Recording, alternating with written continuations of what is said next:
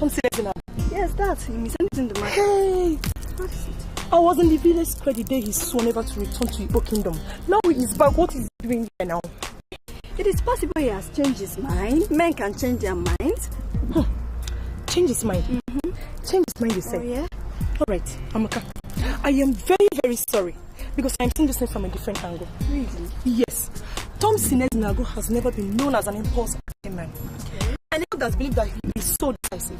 For him to return suddenly to Igbo means that he is in for something sinister. And we all must be very, very, very careful about it.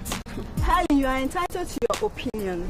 Thompson is a man of Igbo and he has the right to do whatever he likes or change his mind. Change his mind?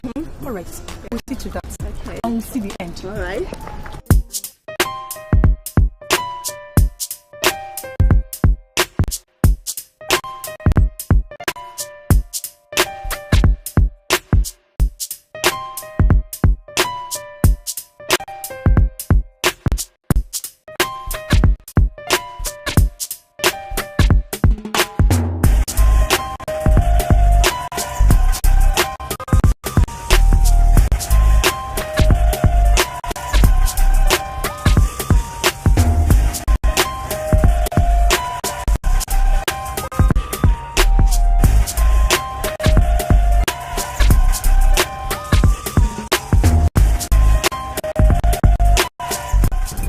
You know, some people saw when you were driving back and they got scared. I don't know their reasons. I heard it and I decided that I should come and see you and bid you welcome. I am happy. I am indeed excited. I mean, yes, indeed I am. That somebody as important as you, Odaligo of Igbo land, has come to welcome me. I'm overwhelmed. But you rightly said, when I was coming down driving, some ladies saw me and they were looking at me as if I am a stranger, an alien to this land. And I was amazed. But you recognizing my presence, I'm overwhelmed. Oh, Daddy, you're welcome. Yeah. You're welcome. You're welcome. Thank you. You know, in as much as we are drinking already, I want us to get down to specifics. Thompson, I know you. Why are you back in Igbo?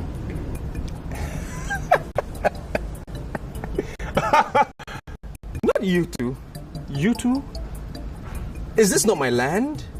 Don't I belong to this place? Is this not my homeland? Is this not my family house? So why are you asking me that question? This is my land. I belong here. I am asking the question because I was in the meeting where you were Bezek and said you will never return back to this land. You said then in that meeting in the village square, remember, that the land of Igbo, the great land of warriors, was actually the land of murderers. Many people weren't comfortable with that conclusion of yours. So I don't understand. Why are you suddenly back in this land? I remember that day. I can never forget that day.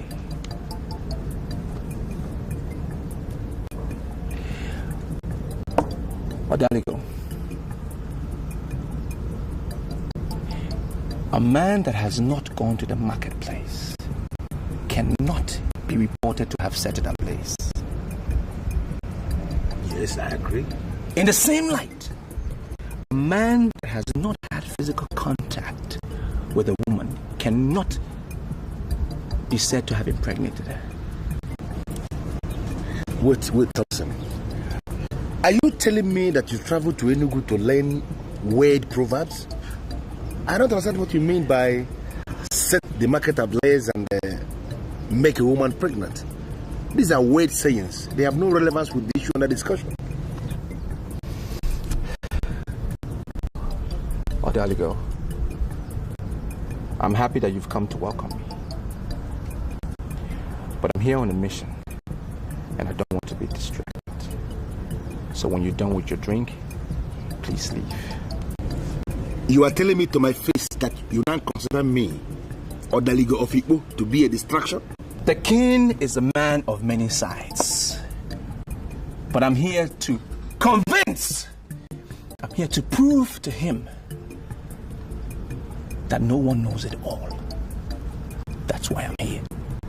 So as a matter of fact, you are telling me that you are back in this land to challenge the king? The land of Igbo is a land of murderers. I said it. Yes. But I've also come to realize that one man's sin, the masses cannot pay for it. So I want the king to know that murderers may be happy today, but the end is destruction. That's what I'm here to prove.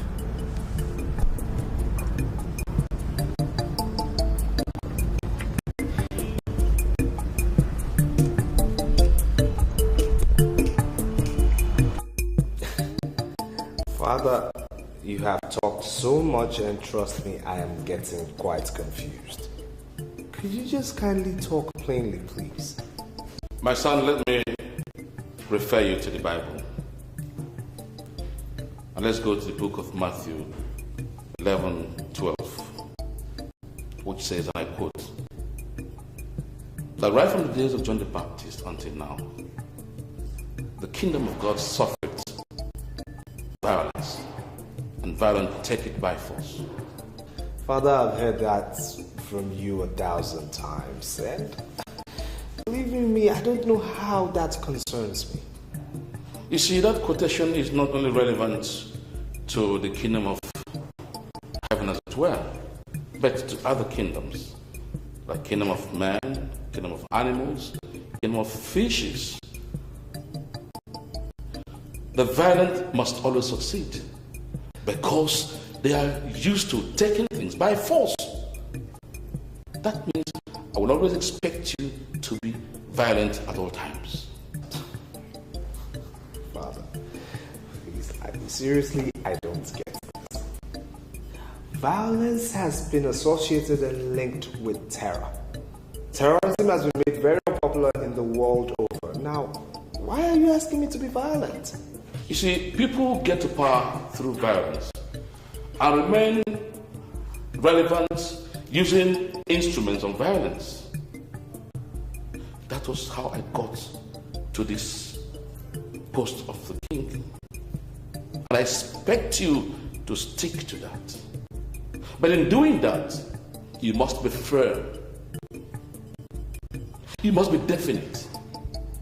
Above all, you must be brutal. And, of course, you must be ready to crush every opposition that comes your way. That is the only way for you to survive. Father, I'm sorry to hurt your ears, but that is an absolute contrast. Well, contrast depends on what you mean. All I'm saying is for you to remain relevant in the scheme of things. I still don't get it.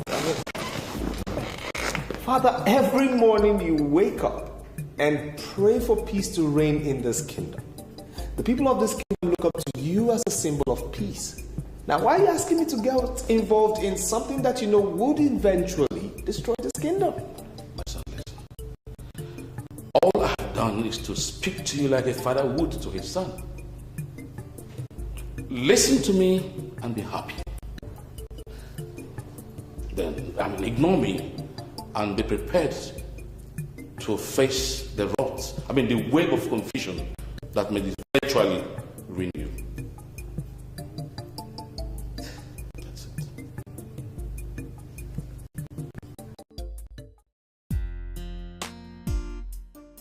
Are you a spy? No, I am not a spy. There is a gun in the truck you parked outside there. I am wondering what a gun bearer is doing in the house of Odaligo of Igbo. Well, I'm really sorry to give you a bad impression. That's not a gun. It's just something that looks like a gun. Well, how did you know that it is there? Forget how I came to know. Are you here in peace or are you a spy? No, I am not a spy. I am here in peace, actually. My name is Abigail. I came to Igbo land to buy a land, and I was referred to you. That's I'm here. Well, I am not the only one who deals on lands here in Igbo. There are many others. But the credible truth that you can verify easily is that I am the only one who deals on genuine lands. Well, I know that.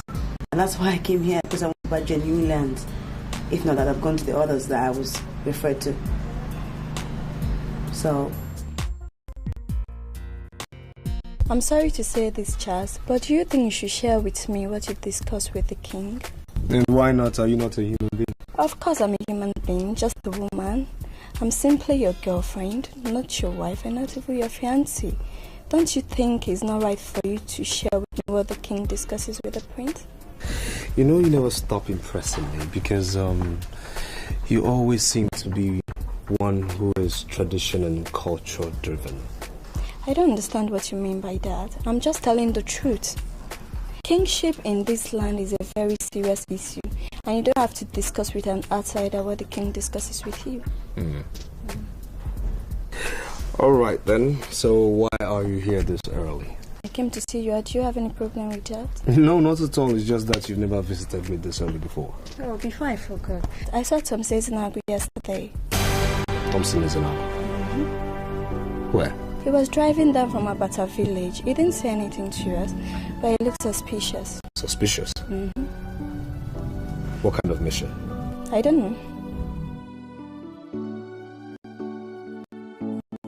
Thompson is in Abigail. Back. I want to be very sincere with you. I have the exact kind of land you need for your said project. Oh, that is very nice. Why don't you just show it to me so I can just purchase it immediately? And please, do not look down on me because I am a woman. I represent a very rich and influential company in the city who is ready to invest in this big time. It's going to help the people of Igbo, actually. You are not getting the issue. A lady that moves around with something that looks like a gun is looking for a land in Igbo to establish a motel and a casino. I am not comfortable at all. Why? Because something looks like a gun, does it really mean that it is a gun? Well, you need to understand that first impression is absolutely very important. I am a man of Igbo, respected by all, and I hate to make mistakes. Well, the people who referred me to you actually said that you were fearless and brave. I wonder why you're not living up to their reputation. If you know what I represent in the minds of all the people that live around here, you won't be saying that kind of thing you just said now. Okay, fine. I'm sorry, I did not mean to offend you in any way. But I desperately need to buy this land so that my project can go on immediately. Yeah, you're going to buy the land. But you have to go and come back. I have to consult all the people that must be consulted before we talk about this issue.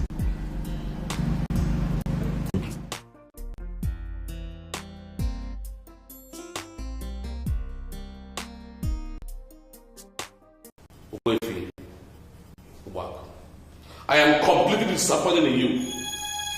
I never knew you would behave this way. You went around clamoring for the reintroduction of an Omoja. What do you stand to gain from something that obviously was supposed to have been banished with the times? And only recently you brought it forward before my eyes, on my throne. I do not mean to upset anybody, Your Majesty. But if you hear me out, you will realize that I'm under attack for nothing. No, you are not. Let me put it to you here that I am king today. And two captains can never control a ship. I am in control of Igbo Kingdom. And I will never allow the introduction of Omoja. Not in any form. Your Highness, the representatives of the elders of Igbo Kingdom are here to take a decision. And the meeting is just starting. Yes, you are the king. We agree. But do you have the power to ignore the opinion of the representatives of the tripodal major villages of Igbo? I hope that does not amount to challenging my powers. Does that? Who am I to challenge the king? As a matter of fact, we are very much eager to listen to the king. But of course he demands that the king reciprocate the same gesture. Okay, go ahead and say what you want to say. Thank you very much. What I am saying is something you know already. Perhaps this will serve to refresh our memories. You as the king sits at the head of the executive arm of the government. You are the head of the masquerade, and the masquerades are members of the executive arm of government. The Omoja is the head of the judicial arm,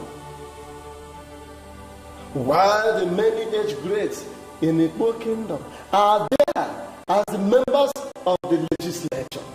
This goes to show that this separation of powers, which many conclude came with the white man, was already in existence in the Igbo kingdom long before the arrival of the white man. You have only ended making rhetorics with you. You have not said nothing. Could you hit the nail by the head? All right. I want the council to take a decision. In fact, we must install an Omoja now, immediately. And that is the only way we can remain relevant in the eyes of the people we rule.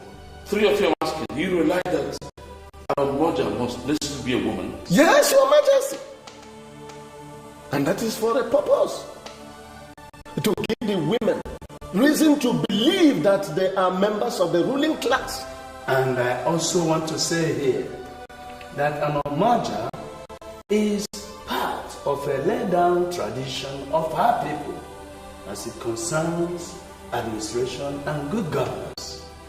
I completely support Ogbuefi Obako. We must select an Omoja now. Chiapalo, you have heard their views. What do you have to say? Your Majesty, what I hold as my view are no longer necessary. Because you and I know that we have 3 main villages here in Igbo land. And the representative of the 2 villages have said that they need Omoja. I completely disagree with you. Why don't you be man enough to say where you belong? Are you in support or you against? If that is the case, I want to make it clear to you that noblemen do not hide truth. So I am in agreement with the members of the cabinet. My fellow cabinets. So Omoja must be selected immediately. Fair enough. Since the cabinet has decided that we must have an Omoja, as well appoint a male Omoja, because I won't govern with a woman. A male Omoja? That is abomination. That can never be done. I'm sorry, Your Majesty, but I'm not going to be a part of the cabinet that selected a man for the position of Omoja. The position of Omoja is preserved exclusively for a fearless and powerful woman who can challenge injustice and stand by the truth always. Therefore, if we have agreed that we need an Omoja, we must settle for a woman, no compromise. Man, you are correct. Yes. Go for a woman.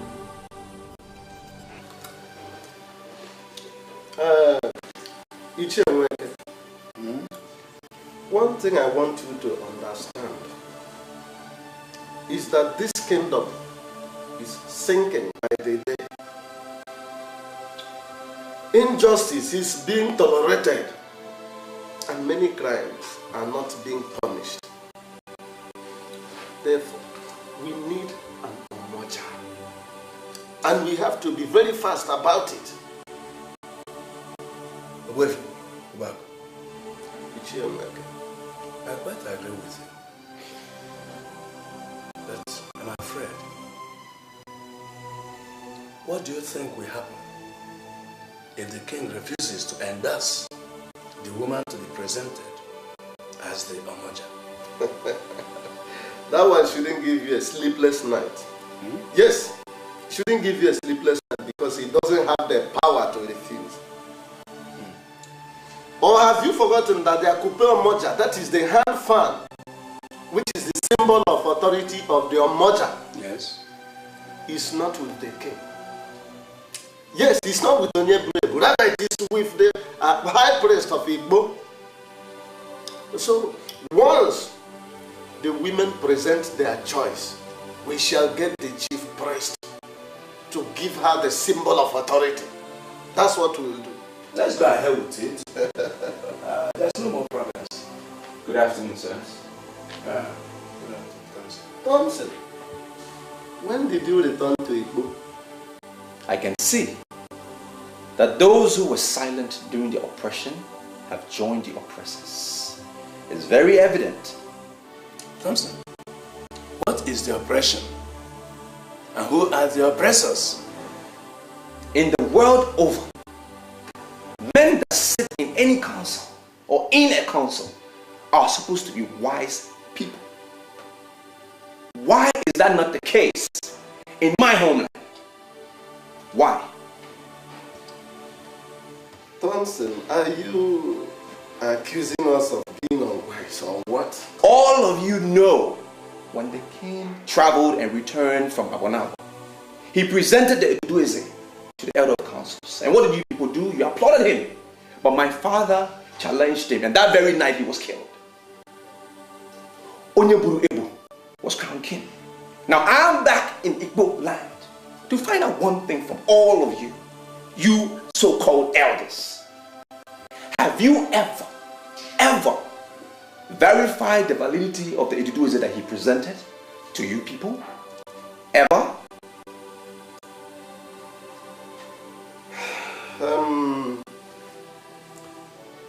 I was not in Igbo when the king was crowned. All the same, I want to get something very clear from you. Are you implying that what was presented as Ugezu is not valid?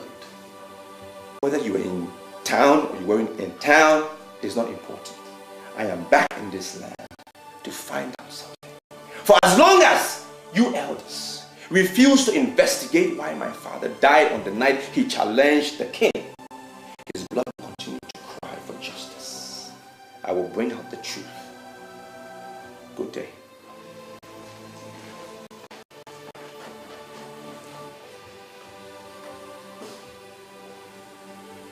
This boy is beating a war drum. Though he might be right. Father, seriously, you're confusing me. Charles, you tell me to my face that you knew my enemy came back. You never mentioned it to me before now. Father, why do you keep calling Thompson your enemy? He's a noble son of this land and has a right to return to his home. Charles, I want him out of this kingdom. And I want you to use your good offices to make sure you do that. And I ask why? His presence irritates me. His existence in this kingdom provoked me to the point of wanting to do the unthinkable. Now listen, he has to be out of this place and use a good power to do that, or else he goes the way of his father. The lady who told me of his return did say he looked like one on a mission. What stupid mission are you talking about? She didn't give details. Precisely what we're going to find out. It's your assignment. Excuse me. When did you say his meeting was going to be over? We'll be here in a jiffy. This is Her Majesty, King Onyebuebu of Igbo Kingdom. I'm here before the king. And who is this beautiful lady kneeling down before the king? She said her name is Abigail. She have come to ask for land. She wants to be the hotel in Igbo Kingdom. Get up, my dear. Come with me. Okay.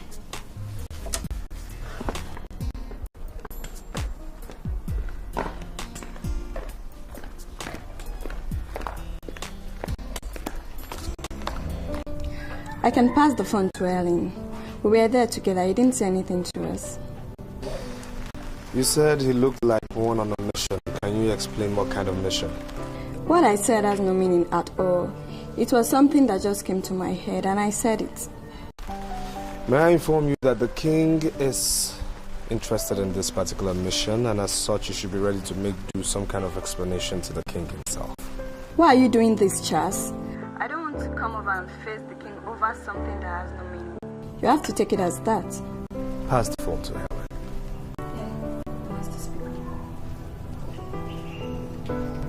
Hello, Charles. What's up? Yes, Helen, how are you? I'm fine, and you? Good. You said you saw Thompson as an Ago, right? Yes. Now, was he looking dangerous? Thompson Ezenago had always been a dangerous person. Wait a minute. Are you asking me to confirm what you know already? Did he tell you anything? See, Charles, it will be better if you can come over to Amaka's place so that we can talk at length, instead of you wasting your money and fun. At least you're not far from us. Okay, we're waiting.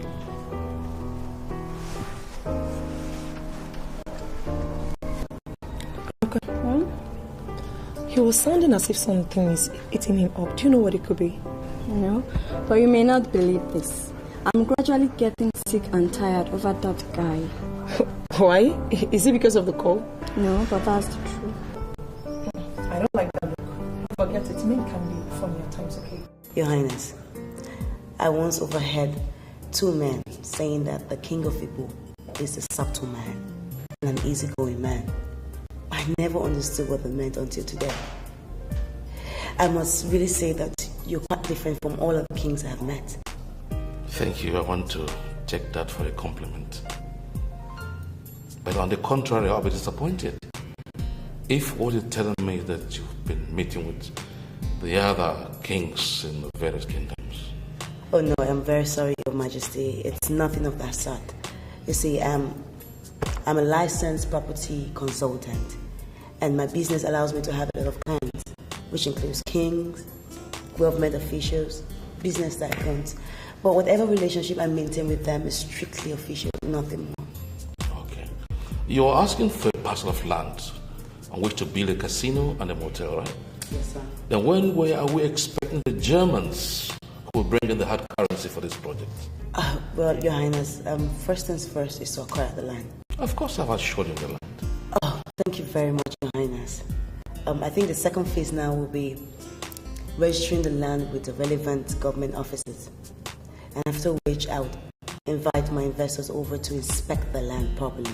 And if they're satisfied with it, then their funds will come in. Abigail, just now, while we were discussing, I just got to know that God may have sent you out here on a different purpose, different from what we're discussing. You are going to work for me, and I am going to reward you very handsomely with something much more than mere land.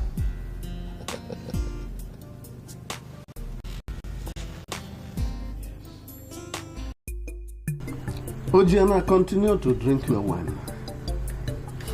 You see, I am convinced that you have not brought me over to your house just for us to have a drink.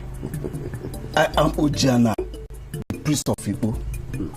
So let us talk before we continue drinking. Even if you continue to drink while we talk, there's nothing wrong about it. Our people say you should go on to pour in the wine while you pour out the talk. Maybe that is why the white man says in Latin, "In vino veritas," meaning the truth is in the wine.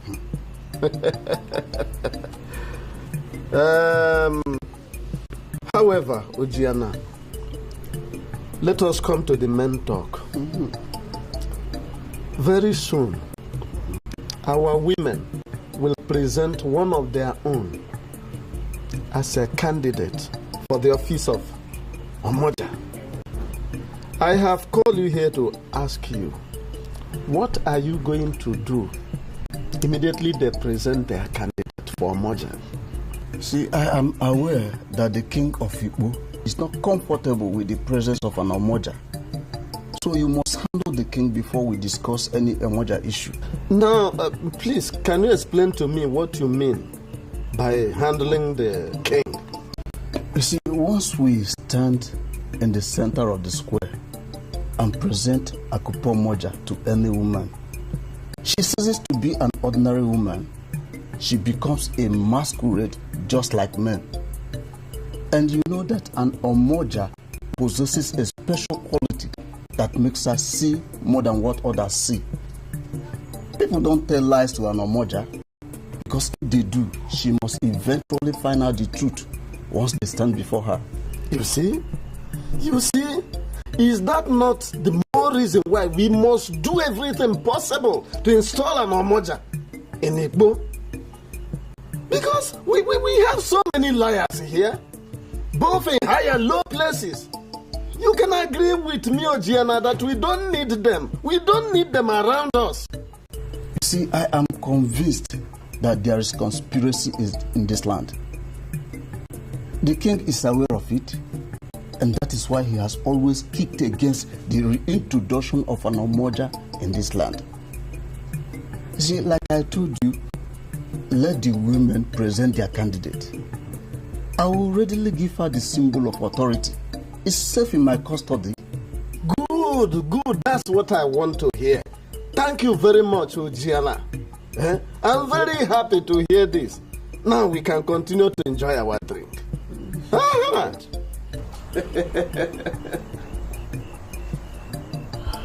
This is a very good palm wine. Wenke, I have no time for you. I'm done with you. I now know that you are part of the conspirators of this man. Just leave. Wenke, conspirator? Leave.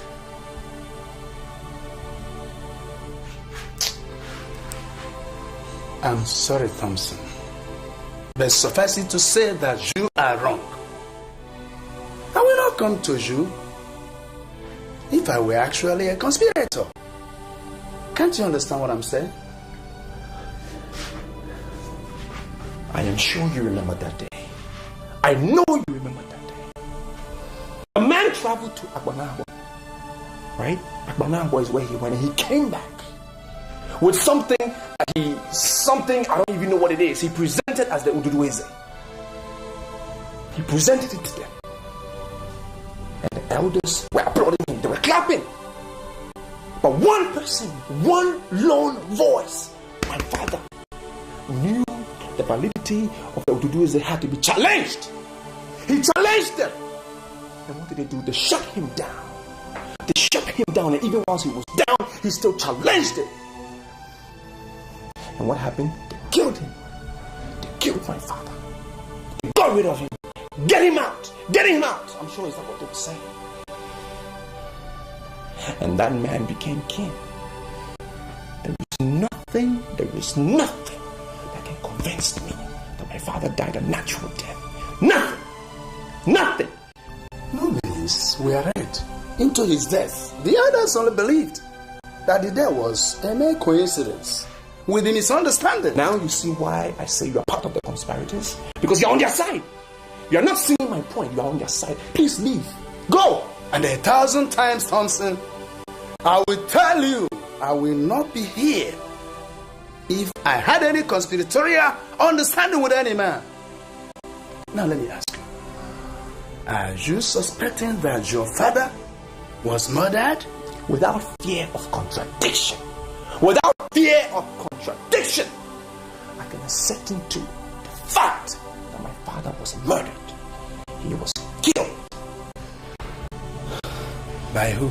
The same people. The same people who thought my father was ambitious. They know themselves. Those elders or whatever they call themselves. They thought my father wanted to become king, so they needed to get rid of him, get him out of the way, get him out of the way. Right? So that their own force will germinate, so that they will become the rulers. I am here to prove my point. Don't you think you are making some very weighty statements here? Murder is the greatest of all crimes in this land. You better be sure of what you're saying. Be sure. Let us join force. Wenke, let us join force. Let us join hands to ensure that an Omoja emerges. That is the only way you can convince me that you are not part of them. Let us join hands together. Because the Omoja is the only symbol and citadel of justice. Join hands with me, and we will see who wears the mask and who is the real man.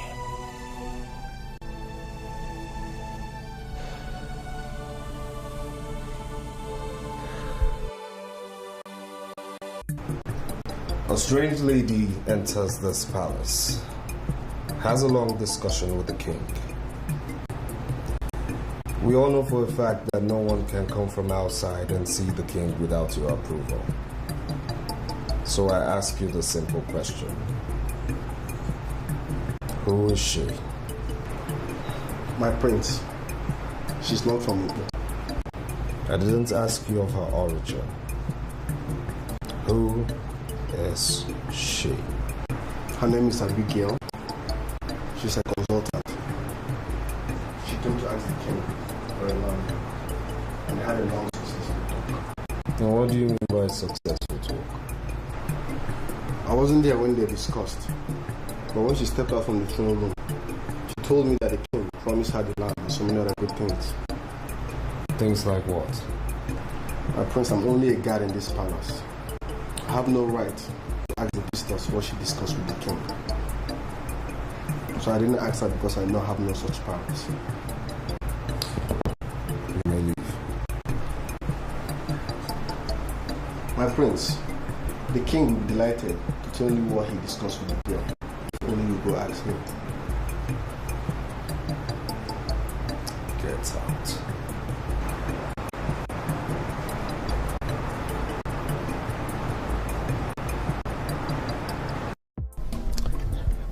I am aware that many of you are wondering the essence of this meeting.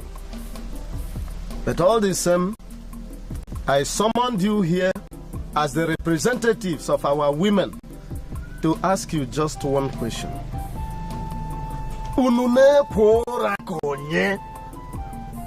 Why are you sleeping your lives away when there are challenges on the ground in Igbo?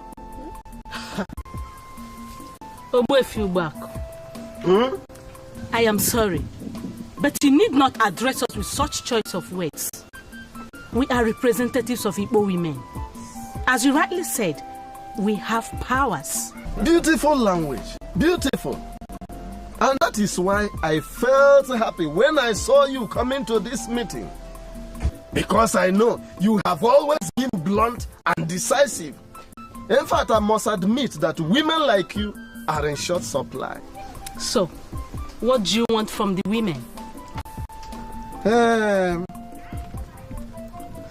In fact, I agreed with you when you said that you have powers. I agree with you completely. Women of Igbo have powers, but my problem is simple. Why don't you use these powers? Huh? Yes. Sorry, what do you mean by we don't make use of our powers? Good. There's supposed to be an Omoja in Igbo. And that Omoja must necessarily be a woman, not a man. Our ancestors came up with this age-long tradition to ensure that our women are represented in the administrative mechanism of Igbo Kingdom. You see, when an Omoja, be that a Kupu Omoja, that is her symbol of authority. Kai! Onyawa madam. She sees beyond the physical. And she is there to checkmate the king. And that is what Western political scientists call checks and balances. Yes. The truth is that when there is an Omoja, everything goes well. Everything runs very smooth. But alas, today in Igbo, there is no Omoja. That is why I have called you today to ask you why Virtuous women of Igbo, why is there no Omoja in Igbo? Or do you want me, Obuefi Ubako, a man, to become an Omoja? No, not for them. Obuefi Ubako, I greet you. Thank you. I want to thank you most immensely for calling this meeting. We the women, we are happy that someone like you has hope in us. Yes. But back to your question. That question is meant for the ruling class to answer. Yes. Not we the women. Wow. We don't have powers to present an Omoja in this kingdom without the consent of the ruling class. Yes. Thank you very Is it not, my people? Yes. Thank you very much, my daughter. I have gotten what I want. I am very much satisfied with the outcome of this meeting. So I want you to go back to your various homes and wait for my call. Good, I think that this very issue is being discussed already in the council. And very soon, you shall be required to present your candidate. So I thank you very much for answering my call. Thank you. Thank you. Ihiobako, I am sorry if you disagree with me. You know, but the meeting you had with the women to discuss the emergence of an Omoja in Igbo is not popular. You have not been around this kingdom for a very long time, so I understand. You do not understand what is going on. The truth of the matter is that you were too forward by that meeting you called.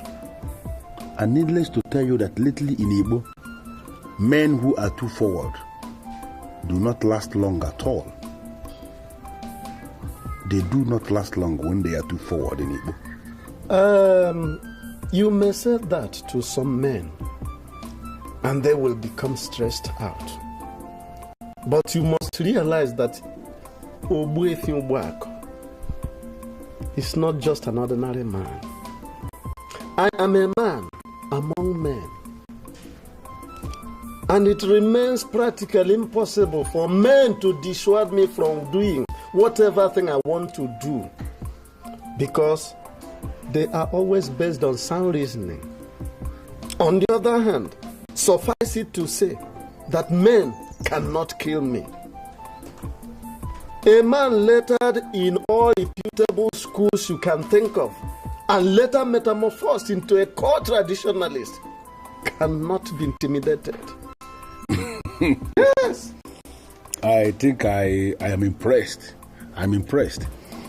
But you see, Obuefi Ubako, I am aware that the king had ordered the discontinuation of any form of discussion on this subject of an Omoja.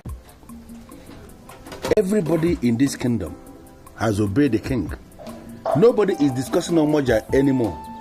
You happen to be the only person who is still talking about Omoja, who is calling meeting, discussing that same subject. And I do sincerely wonder, Obuefi Ubako, does it mean you have no single regard over what the king says? I am not going to say yes or no. But when a man reduces himself to the pitiable level of playing with kids in the sand, chances are that the kids one day will eventually demand not only to see but also handle his genitalia. Obuefi Ubako towers above all that. In fact, the only thing I see is the tradition of Igbo kingdom. And you, Odaligo, if you want me to continue seeing you as the Odaligo of Igbo, you must flog yourself into my line. I understand where you are coming from, and I think I know where you are going. I am already in that line. Let me be very sincere with you. I never liked the king. I never agreed with the king. In fact, we have always disagreed. The issue here is that I decided to be on my own, because I have not managed to see anybody who I can liaise with, who I can work with. Now that I have a man who is as exalted as a way few back of Igbo, reasoning this way. I am impressed, and it simply means I have to walk where you want me to walk, so we can articulate the way forward and how we can take the kingdom to the next level. Yes, we must have to continue. We don't have to quit, because they say quitters never win and winners never quit. Oh. Wait a minute. Wait a minute. Are you telling me that the way for work is trying to dare my power or something? Your Highness, even as we are talking now, he's holding a meeting with the representatives of the women, and they are discussing on this Omoja issue. But why on earth should he go ahead to do such nonsense? After I had personally ordered that nobody discusses this issue until I made my decision public. I even went as far as asking Ichio Palugo to move around the entire kingdom to disseminate this information. Yes, he did. Ichio Palugo came to me and told me what you ordered. So why is he trying to wake the sleeping lion? Your Highness, I think the best thing we do is send for him. Needless to remind you that Ugezu J is such a great orator and can convince people to go to war. Send for him and toward the meeting he's holding with these women. Otherwise, he can tell them something that will truncate the relative peace we are presently enjoying in this kingdom. It's my candid opinion. Thank you, Your Highness. You see, your level of profile is a little intimidating, but I'm impressed. But what really baffles me is how much you know about me. You know so much about me, and that is becoming a little worrying. Do you really think that I know so much? Yes, you do. As a matter of fact, you know too much. You know my name, you know my first name, you know my last name, you know I'm from this village, you know where I'm from, you know this is my family house, you know I just came back from Enugu. I think you know too much. Question is, who are you? Well, I am so sorry if I scare you. It's not intentional. I come in peace, okay? I'm a friend. Like I told you before, my name is Abigail. I just breezed into town and I was bored, and I heard some people talking about you, good things, so I said to Tracy, that's all. I see. So these people, what are they saying and who are they?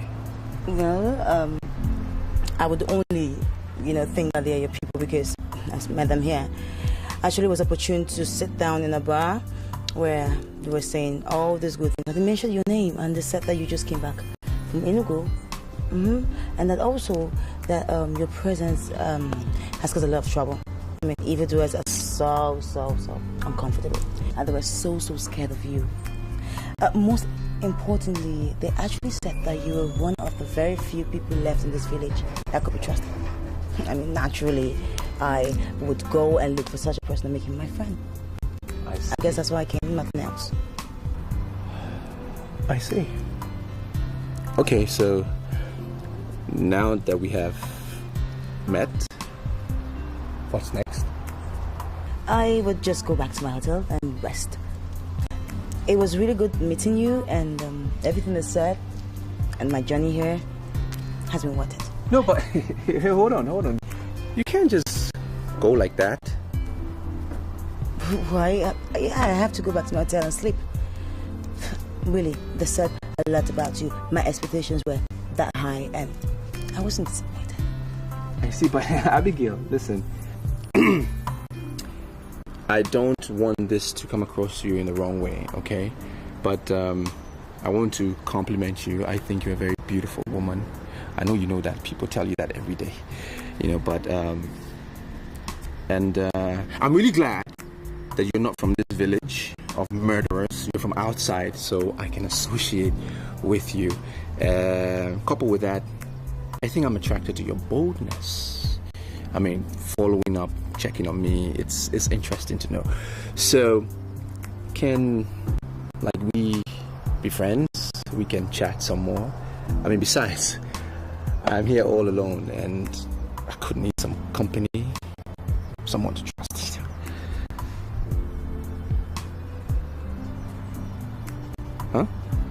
Wefi, I have just confirmed that Ichio Balogo actually delivered my warning to you.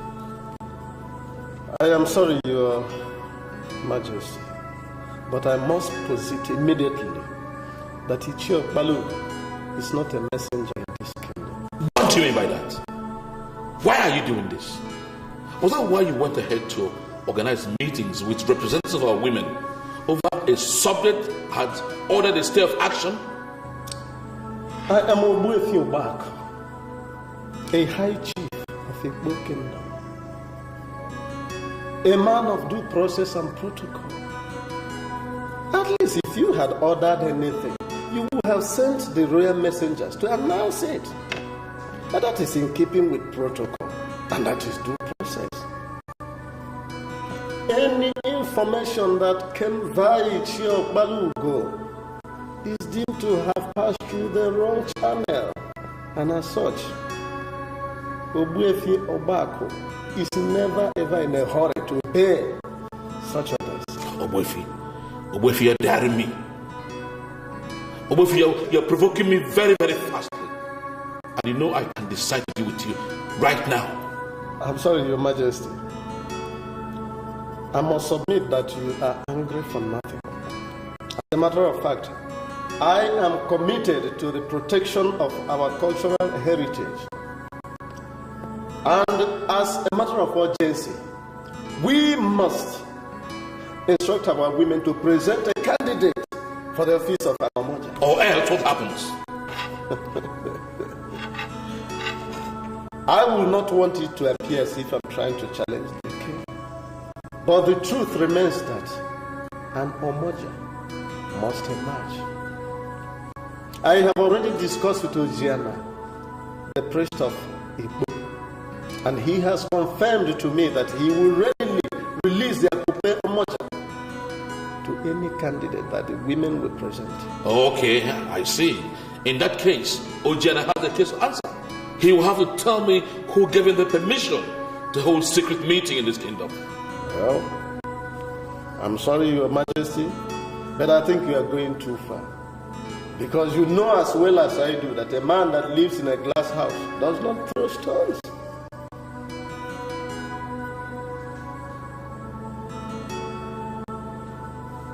So you're saying that you're from this village, and yet you call your people murderers?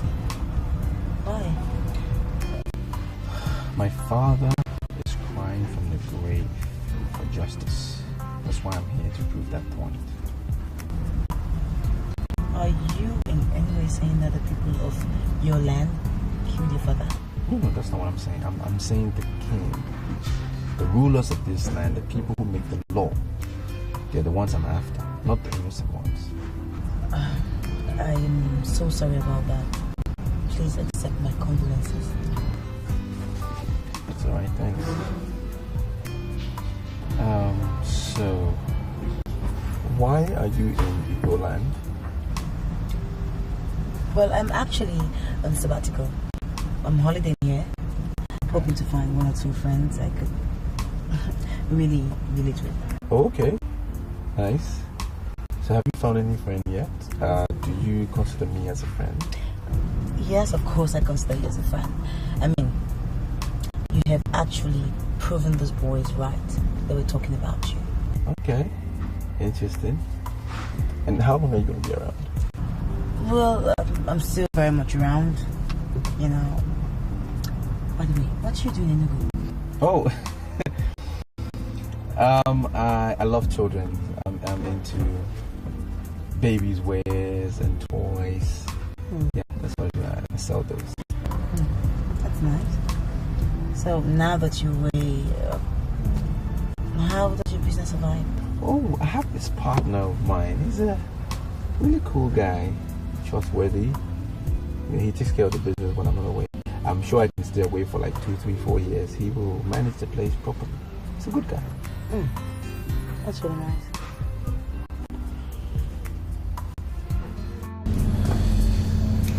Can't you direct me to his office? I am the prince of this land and as such shouldn't be kept waiting. I've already told him that the prince of Igbo is waiting for him. He's on his way.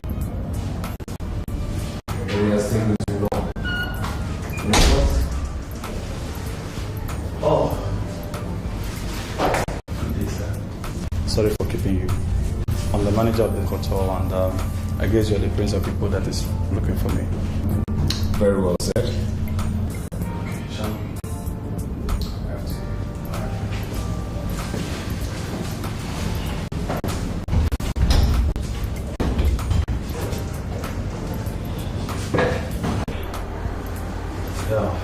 Well done, sir. Please sit down. Thank you. Well, I don't intend wasting too much of your time because I do understand how busy this hotel could be and the pressure on your time as well. Alright. I'm here looking for a guest, a girl, in your hotel. And what's the name, if I may ask? She's an internationally acclaimed consultant by name Abigail. Acclaimed international consultant. Please do hold on.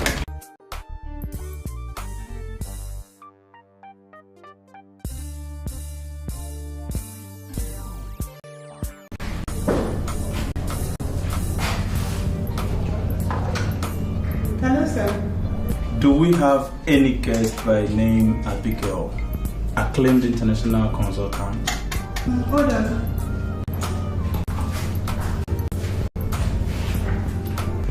Please do hold on.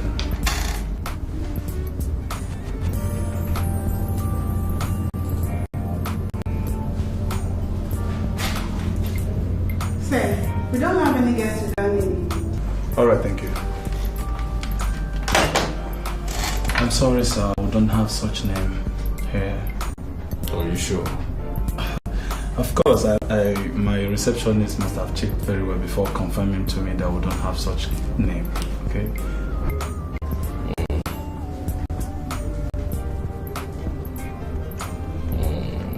I am king of Igbo, and you are the priest. Do you have the right to hold any secret meeting without the approval of the king? I'm sorry, Your Highness, but I don't understand what you mean by secret meetings.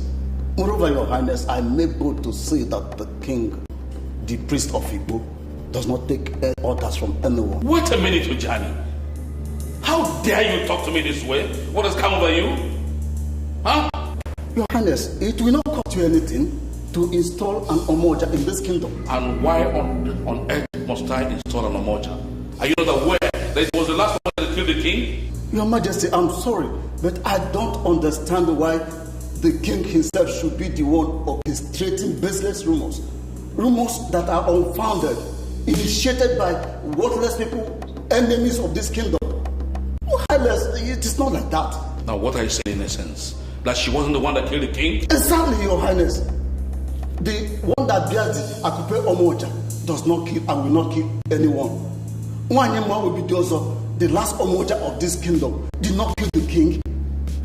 When it was time for the king to die, the king died on his own. And when it was time for the Omoja to die, she equally died.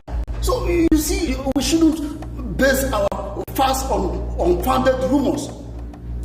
Ojani, I expect you to bring that symbol of authority that I could pay to this palace. Hey, Your Highness Mbama, it cannot happen. What?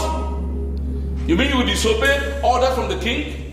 Your Majesty, when the kingmakers elected to make you king, the symbol of authority was in the custody of the priest of Igbo land.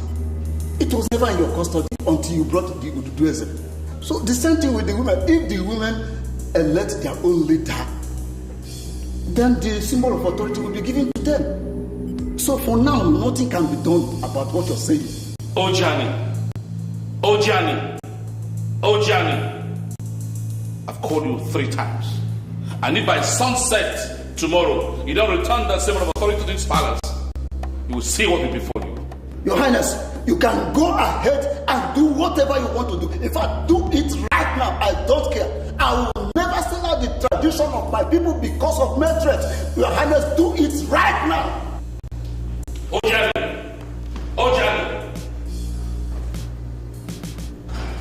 Oh, what a journey. It's wonderful. We've really come a long way. But I'm really happy that before you know it, after crossing the stream over there, we'll be the place. Yes, but it's still too far. And on a sunny day like this. Thank God for the whole place is airy. Anyway, it's not raining. I'm sorry for what I want to say, but I just thought I should say it. Go ahead. This issue of your name, I'm not comfortable about it. Are we here to discuss names? I think we are traveling to Abanabo, where it is customary for any king in Igbo to obtain the Ugezu J. Anyone that succeeds will be crowned king in Igbo. So why are you complaining?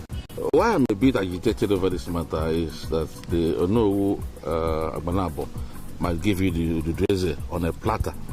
But it may also be given to you. Why are you complaining? I still think you need to look at those names and have them changed before we proceed. My names are Ezenago, Iwuzie. And all these names were given to me by my father. And I have been answering them all my life. Suddenly you want me to change them. Why? Along this lonely road to Abanabo. Why? People say there is something in the name. Huh? Ezenago means you are desirous of being king. Iwuzie also means you are a king, perhaps in the midst of kings. And these two names are self-explanatory. And they portend danger to me in view of this journey. Let us call a spade a spade. Let us go there on neutral ground. Okay. Let's be fair. He who must go to equity must go with clean hands. Okay? So have these names changed so that whatever the result is, I will accept it. Okay. When we get to Abanabo, we are simply men of Igbo. I am not going to mention my names. I think that's okay by you. You're welcome. Let's continue. This West is getting. Sorry,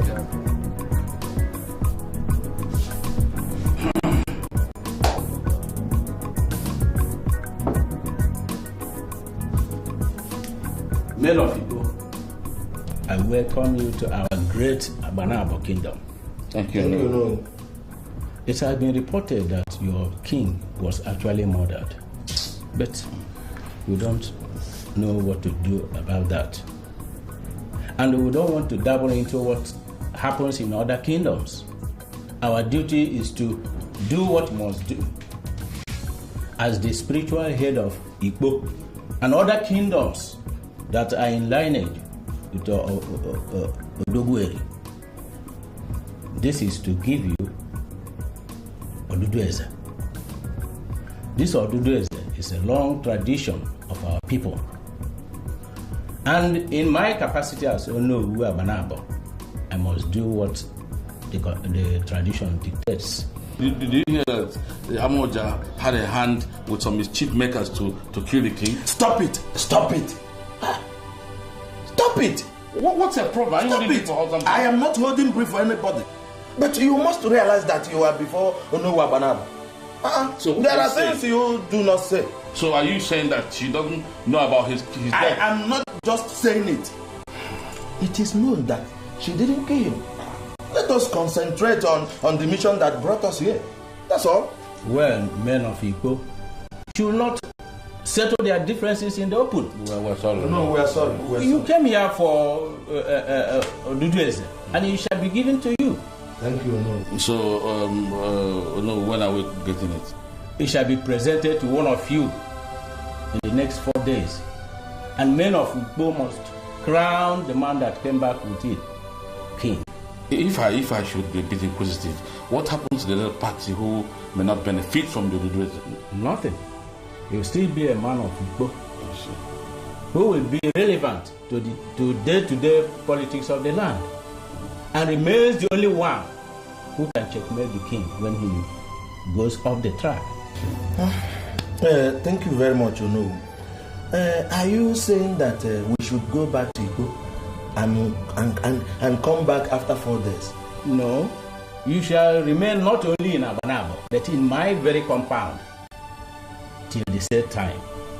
I have enough to entertain you people. Oh no, Abanabo. Oh no. Oh no, Abanabo.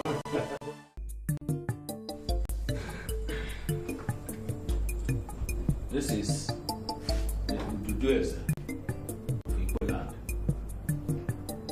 These 3 maps represent the 3 major villages in Igbo land.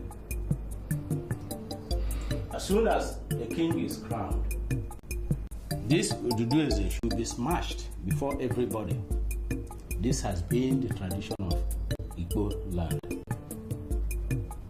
When it is smashed in Igbo, it will return here in Abanabo land to wait for the next king. I am now to present it to one of you. But the question is, whom do I give it to? Please, can you talk to your father to be of wise counsel? So that he will give the symbol of authority to the right person. My father, don't know Abanabo. He's a man of many sides. As he's seated here, he will make the right decision. I agree with you, son. I agree with you completely. It is not within our power to suggest who will have the Ugezu. Give it to whomsoever the ancestors direct. The fellow can go back home and be crowned king. That's all.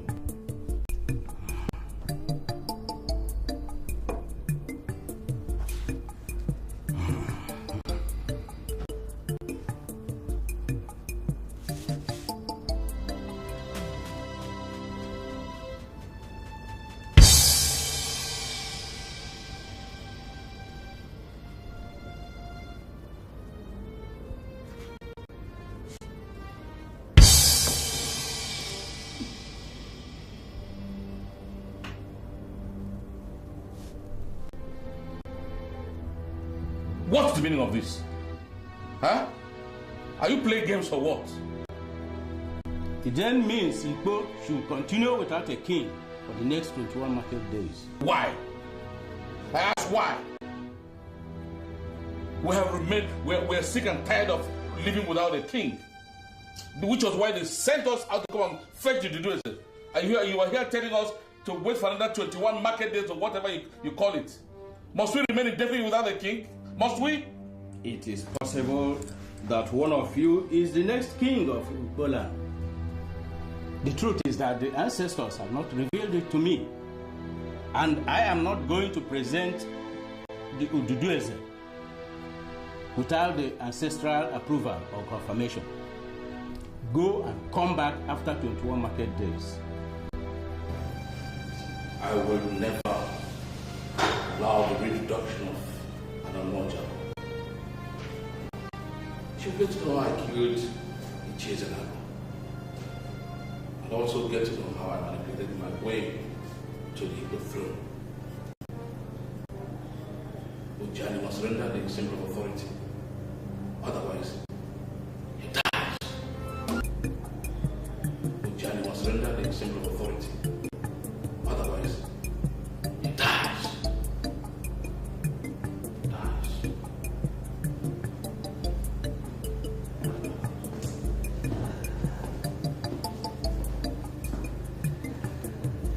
Greetings, Father. Father, you don't look well. What's the matter? The kingdom of heaven suffered violence. The violent take it by force. Have you ever bothered to find out the meaning of that statement? I searched all the important hotels in Igbo and I couldn't find anyone by name Abigail. Why are you trailing her? Why am I trailing her? Why am I trailing her? I mean, a strange lady walks into this palace, extracts a promise from the king. I ask him who she is. He doesn't tell me. What do? I get curious and I trail her. I mean, I have this feeling that you might have given a promise to a strange lady who's a spy or a ghost. Charles, listen. You don't have to trail her. That lady is not a ghost. Neither is she a strange woman. Then tell me who she is and what she wants. Because as long as you're not ready to give me that information, I'll continue trailing her. And you know I'll succeed, Father. Why don't you for once get something busy doing? I greet you, my king.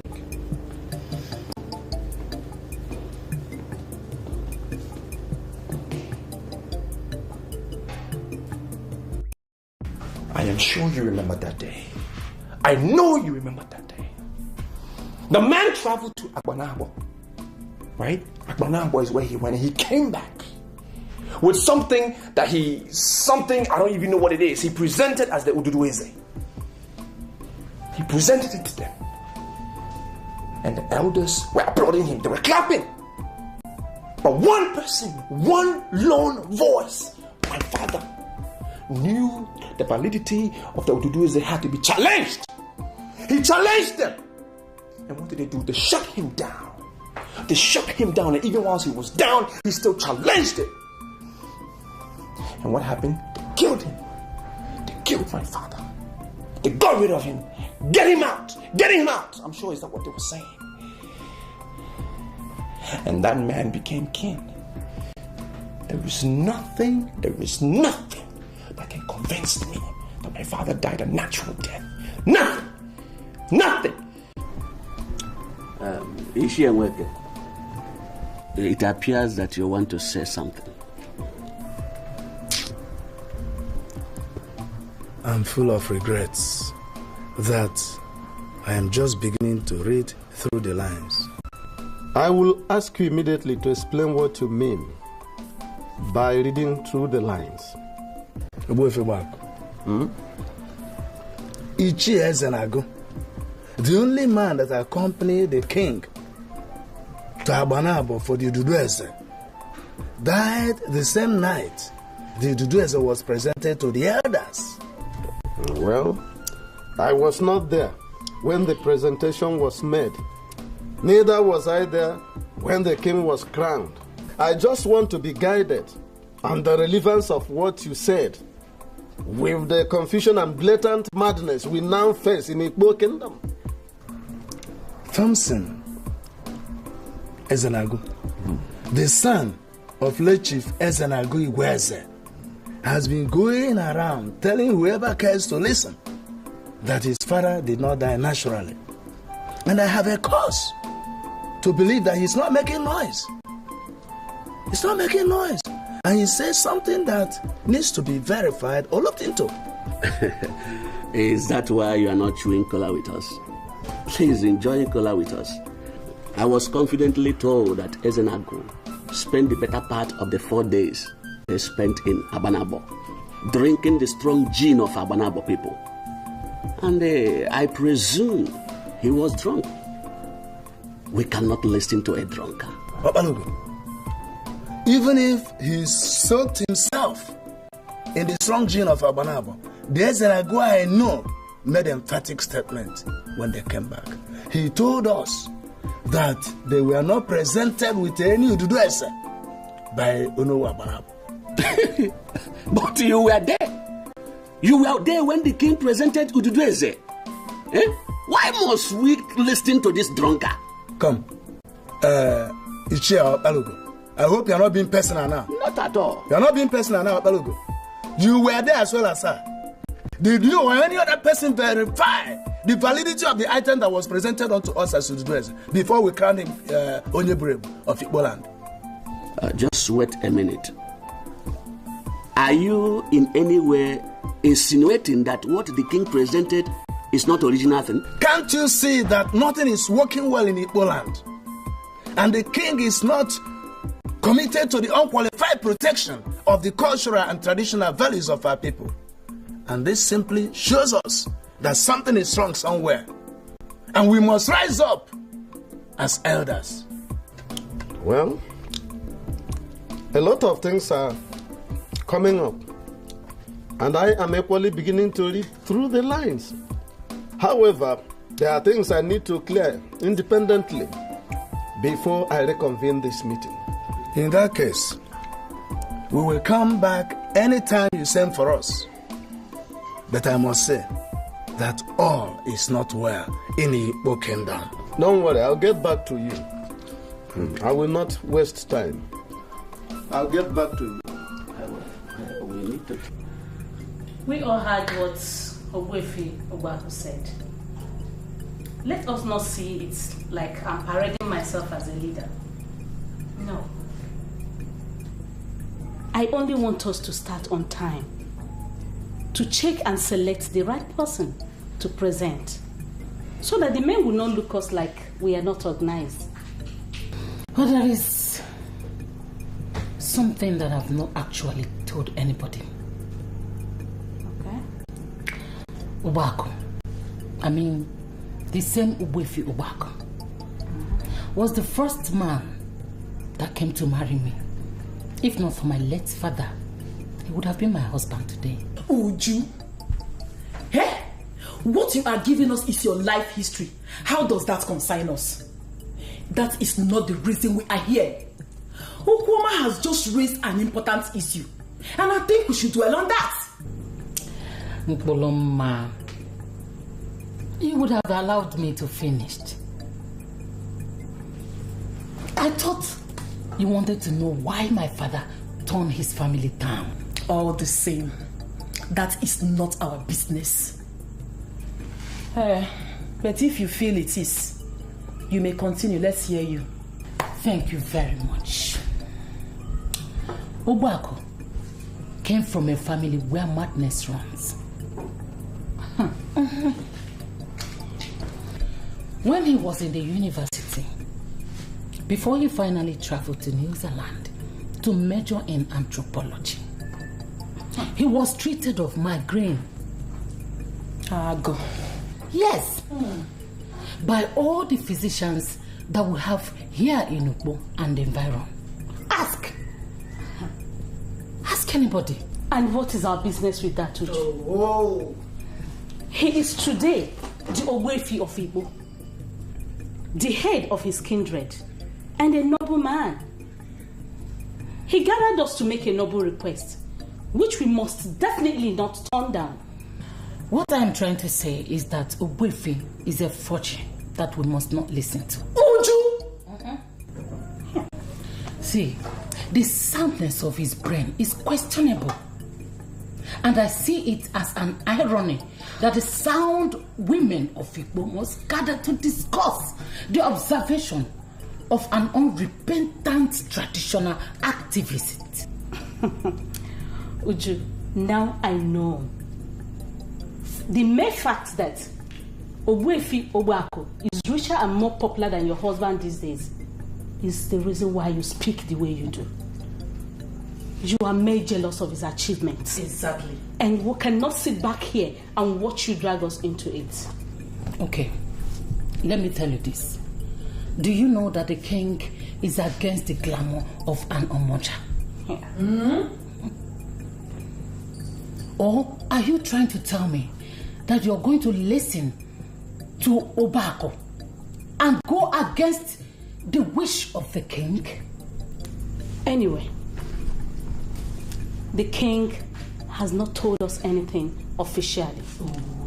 And in the absence of any official communication, Uju, the women of Igbo, the entire women of Igbo, must continue to work with the information at our disposal. Yes. Please get that. Is that it? Your Majesty, this is a surprise. Many people have visited me at night. Some at the wee hours of the night, some at the odd hours of the night.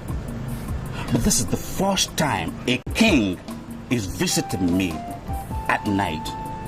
And I wonder, why To what do I owe this honor?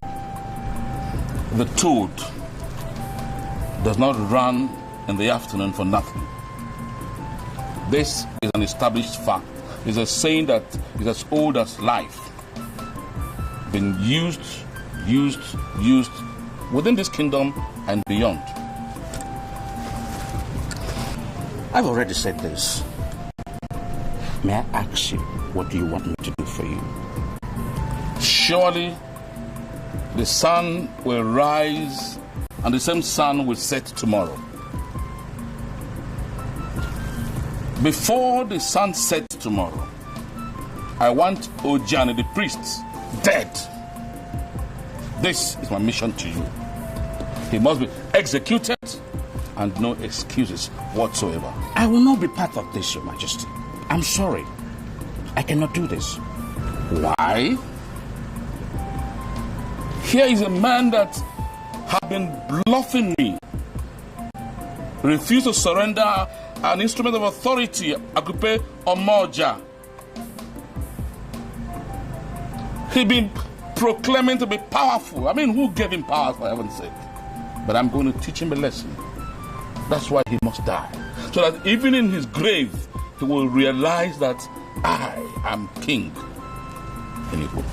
Your Majesty, everybody knows you are the king. But are you aware that kings in Igbo, they do not soil their hands in the death of their subjects? They do not. Oh, that I know too well. But can you legitimately look me in the eyes and say that a man that has been consistent in disobeying the king is still a subject? Of course not. Ojani is no longer a subject. In fact, he has grown larger than life, larger than his master. And this is why he deserves to die. He must be out of my way. No, Your Majesty. One thing for sure, I will not discuss this meeting with anybody. I will not. And I'm not going to be part of the killing. Can you swear to anything that you've not been bought over by somebody? Otherwise, how dare you try to refuse an express order from the king? I am not disobeying you. Sooner than later, questions will be asked. Left, right, center, all over. And you will be ready to answer them. And what do I understand you to mean by that? Your Majesty, to continue your relevance in this Igbo kingdom, you must answer those questions as they come.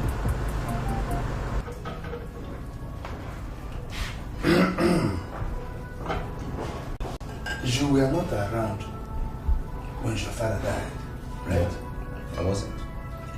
And you were also not around when we handled the politics that resulted in the installation of King Onyeburebu of Igbo. How come you know so much? Wenke. Yes. The truth is like a banana peel that has been forced under a river. But you see, it won't stay there, because sooner or later it will rise. And once it begins to rise, those who pushed it under the river will begin to shiver when it starts to sail. I know.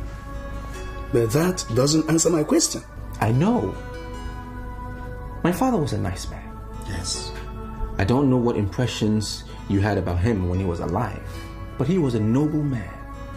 A man full of boldness and all sincerity. It's only fair that someone will rise, someone that he has saved will rise up and speak the truth. Are you saying that somebody told you what happened? That's exactly what I'm saying. I was in my office at Enugu, and a man from Boko walked in, and he said that no man whose father has been murdered is worthy to be called a man for as long as those who murder his father are still walking on the face of the earth. And I was taken aback. I was made to see the light. And I can tell you, Wenke, that my father didn't die for nothing. And I am here to ascertain the faces of his murderers. I will find them. Man of Iboko. Who is this man of Iboko? It doesn't matter who the man is. It's not important to this conversation. His identity is least important. Well, I'm aware that men of Iboko do not like men of our land. And I find it strange that a man of Iboko is spoken into what happens in our land. Wenke, I do not want to dabble into the politics of what happens between Iboko people and Igbo people. It's not important. This man was an angel to me. He showed me the way. He brought me back because I remember I promised myself I was never coming back here. But I'm here now. And I know I will fish out those who killed my father. Men can hide the truth, but can they hide the truth forever? I don't think so. I will find out the truth sooner than later.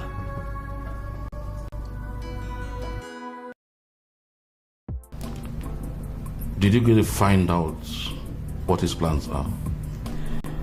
Yes, Your Majesty. As a matter of fact, he's aware that his father was murdered and come back to revenge the death of his father.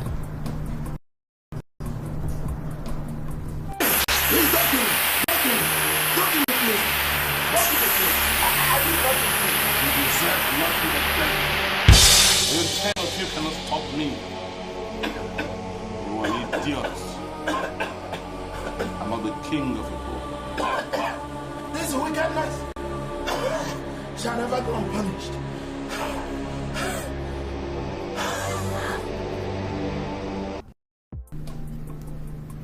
Your Majesty, is everything okay?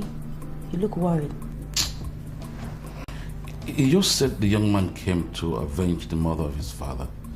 Does he know those behind the killing? Well, based on what he told me and the level of confidence in which he is in telling me, I can say yes, he knows the murderers. And to you, does he have what it takes to kill? But that would depend on what you mean. Your Majesty, there are many ways to killing a man, and physical death is the easiest. I mean, there are different ways you can do things to a man and he will take his own life by himself. You don't necessarily have to put a knife to his throat. And you wouldn't tell me in detail what his plans are, would you? Well, for now, this is all I know, but I could find out some more. Please, that's what I want you to do for me. Find out for me immediately. I remember you came into this town to do something else, but I had to hire you for an entirely different business. You know, just name your price. Tell me how much it will cost me to pay you. I'll pay you. All I need is every information that is vital to knowing what he's planning towards me. Well, with all due respect, Your Majesty, I'm not doing this for the money. I have a good job. I have money. I'm doing this because this is the first time a king has asked me to do a favor, and I did not want to disappoint you. You see, Abigail, you see, one thing that fascinates me with you is that each time you talk, you remind me that I'm a widower. And one thing actually follows another. Before you could say Jack Robinson, you might become the next Moja of Igbo. Well, is that the same thing as being the Lolo? No. An Omoja is much higher in that she has all the powers of the king. I have not been able to crown an Omoja here because I'm here to find a competent woman. So why don't you prove yourself in my hands and see what happens? Your Majesty, do you realize I'm not from Igbo? I'm not even from your state. So how do you want to give such a big responsibility to a woman that is not amongst you? My dear, with special arrangements, Satan can see God. All you need is to have the heart of a king, and you see things happening. So the ball is in your court. I'm sorry, madam, but you have to tell me the reason why you want to see the king before I can let you see him. We have protocols here, and I expect you to live up to those protocols. You must tell me why you want to see him before I can let you in. Something is going wrong in this kingdom. And I must see the king.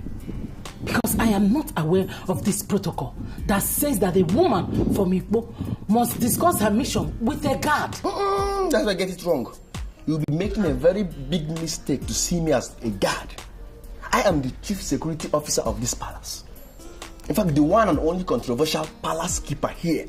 So you must summarize your mission before you see the king to me. Huh? What's going on? I greet my prince. Like I said, what's going on here? She said she wanted to see the king, and I told her to summarize her mission before I could let her in. Excuse me, when did that start? I just don't want them to start disturbing the king on petty issues that I can handle. I'll get back to you with regards to that issue. Madam, please follow me.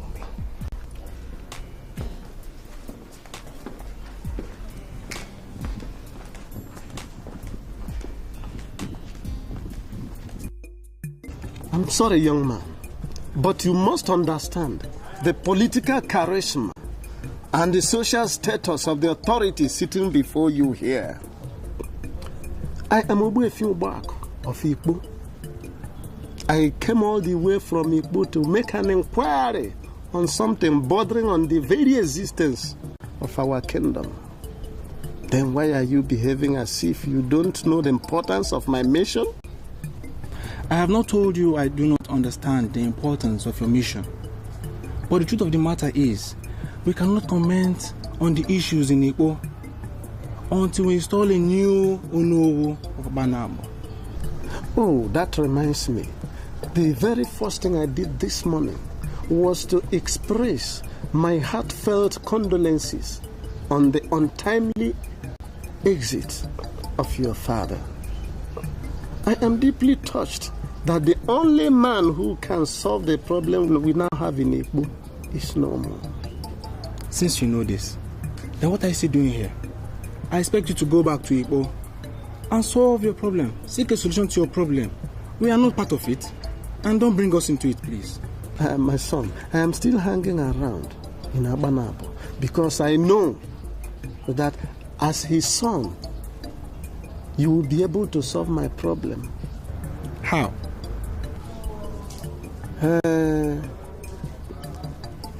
I am aware that when a king is installed in Igbo, we smash the Ugezu that no Abanabo must present. I also know that the smashed Ugezu must return to no Abanabo pending the time the new king is to emerge. You are quite informed. So what do you want from me?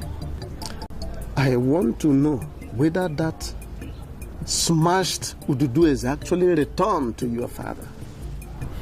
Why are you asking that question? There is a speculation in Igbo that the Ugezu presented by King Onye Buruebu to the elders in council, which they smashed when they crowned him king, was not a valid Ugezu. And there's only one way to verify, and that is by confirming from your father whether the Ugezu actually returned to him. You see, Isidienu, fake Ugezu cannot do this magic. Now talk to me. Did that Ugezu actually return to your father? Well, I was there the day my father, Onowu of Abanabo, finally addressed the two men that came from Igbo He didn't give any of them the Ugezu. Please, could you elucidate further? He asked them to come back after 21 market days. They left, and the next thing we heard is a new king has been installed. This is what I can say, please. But I was reliably told that the incumbent king actually presented Ugezu. Eh? I mean, how could that have ever been when nothing was presented to him? Or has something hanky-panky taken place along the line? Well, I'm not the one to answer that question. I'm sorry. You have to go back to your place. Go back to your people in Igbo and solve your problems. But I will tell you the truth. My father did not give anybody the Ugezu. That is the truth. She said it very clearly that Ogbuefi is planning a revolt by inciting the women to rise against your father and the throne. Now, what do we do? Father, are we going to make our decision based on what a woman said? Are you saying you don't believe me? Believe or no believe, the man in question is a strong man of this kingdom. Now, we must be very careful how we handle his issues. She was very emphatic that Ogbuefi gathered the women to brainwash them into planning a treasonable attack on the throne. And the question is, what do we do? Should we fold our arms and watch him succeed? What are you doing? I am talking to you, you are dialing your phone. I'm calling Ogbuefi. You don't dare me. Father, I am sorry, but what we're hearing right now is mere rumor. And the best way to deal with rumor is to get the people involved to come out and speak. You might be surprised to call Ogbuefi right now and he'll tell you he never had a single meeting with the women. I'm sorry, my prince. See, I can't swear on my life. Actually, I held another meeting with Mpolomando Oma. And I'm aware that the women are planning to select Anomoja. So are you against the women selecting Anomoja? Because right now you're giving me the impression you're a busybody. My prince is insulting me. I came into this palace to give valuable information. Because I know you are our king. We don't have any other. I don't know why I'm being insulted. I don't know. Charles, my patience is fast running out. Alright? And you are provoking me to the point of placing a curse on you. Don't you just allow me to do that. Or the consequences will be too great for you to bear. Now, for the last time I ask you, what do we do to stem Ogbuefi's treasonable plans? I'm surprised that you came back. I didn't think that you were going to show up. Was that the reason why you would not take me into your house? No. As a matter of fact, a man that has so many enemies must be very conscious of what he does. Wow. That is a very weighty compliment. It's not just a compliment at all. It's not. It's heavy. Okay. You cannot but agree with me. You know? Because as it is, what I came to do in this village is very dear to my heart. Very, very dear to my heart. If I can leave my business with my partner for as long as it's going to take me, I should let you know how dear it is to me what I came to do here. Are you in any way saying that you see me as your enemy? No, that's not what I'm saying. But I am saying that you are still new to me. I'm still getting to know you. It will take a while, yeah.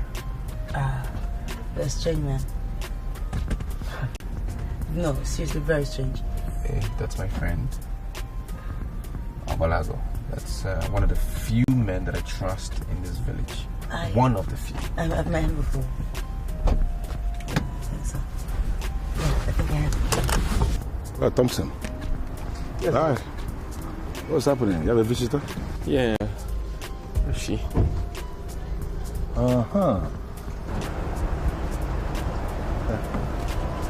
Good afternoon, sir. Huh? Are you not the same consultant that came to my place the other time saying you want to buy land? Yes, it's me. What are they with Thompson? He doesn't sell land. You never came back as you said. What happened? I was going to. I just took my time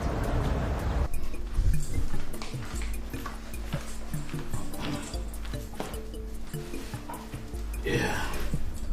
Has a check for 1 million naira.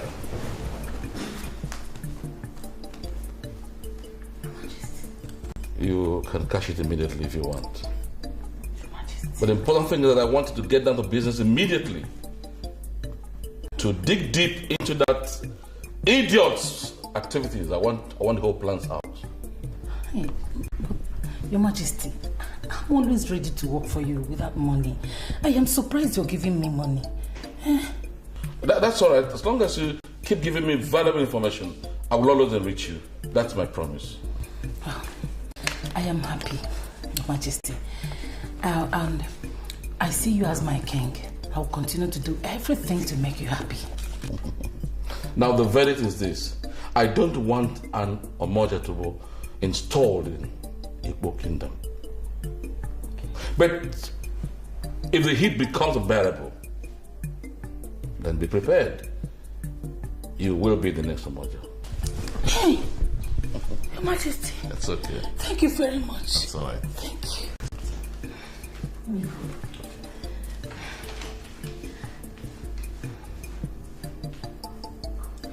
Well, sir, Thompson told me a lot about you.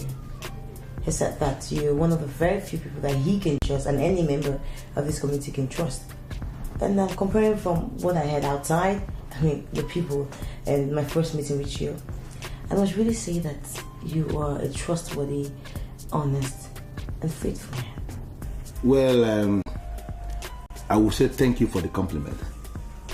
May I know the fate of the motel and the casino you said you are coming to build in Igbo?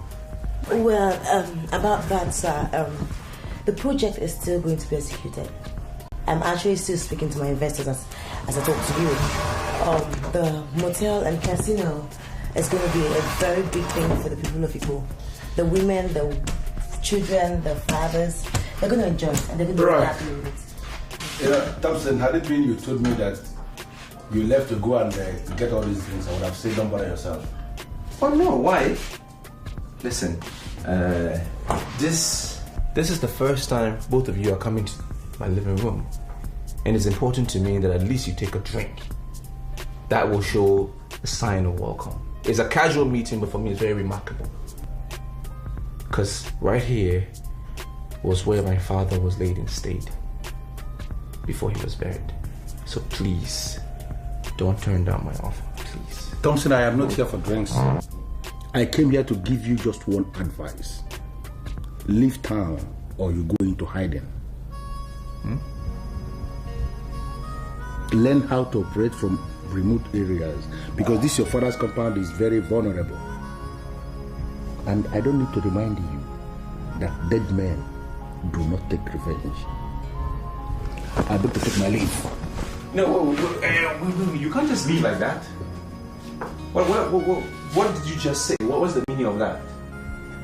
You know, elders of Igbo are becoming more convinced by the day that Ichie and Iwuzie, that's your father, didn't die naturally. They are beginning to ask questions and answers are coming out. The very people that conspired to kill your father are not comfortable with these answers that are coming out, and they may attempt to do the unthinkable. If you are sure that you want to complete this mission in one piece, then you must do exactly what I said. Leave town on your own or you go into hiding. Advice from my friend.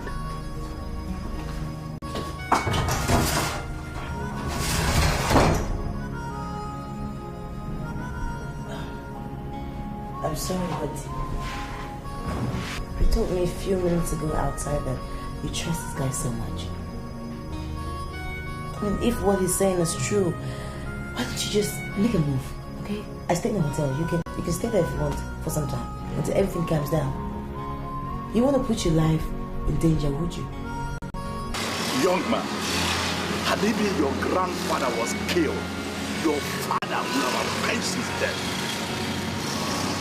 Why are you here in Enugu, running after money, and your father's blood is there crying for justice? What? My father was killed? That's my count. If you come to Iboko, ask after Okeke Omeniru. I am known by all. Too many things are not right. We must be mature to deal with them. Just call me. We can make an appointment.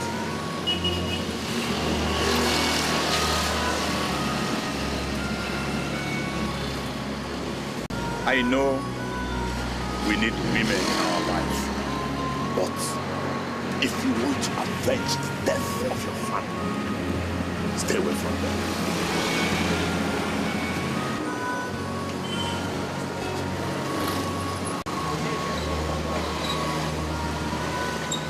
Hello. Well, I can see that you're not comfortable with my suggestions. Comfortable is not the word. So what is the word? I mean, that dude just told you that your life is in danger. Why don't you just save your life? Go away. Would you rather have yourself dead and your mission unaccomplished? If you say you trust God so much, then he's giving you the best advice. Believe me. Yusuf, what's your interest in all of this? Where are you from? I don't even know who you are. Because everything I know about you is what you told me. I haven't even been able to verify it. So what is your interest in all of this matter? Who are you? Okay. Fine. I'm really very sorry. I mean, it's all my fault. I should never have said anything at all. Maybe I'm just poking my nose where I'm not supposed to. Jeez.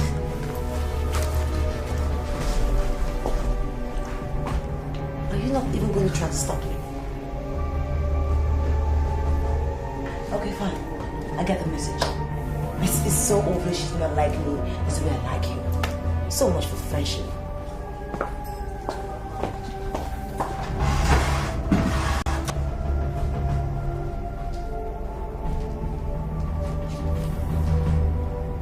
Okeke was blunt. He was clear on this. If you want to avenge your father's death, stay away from women.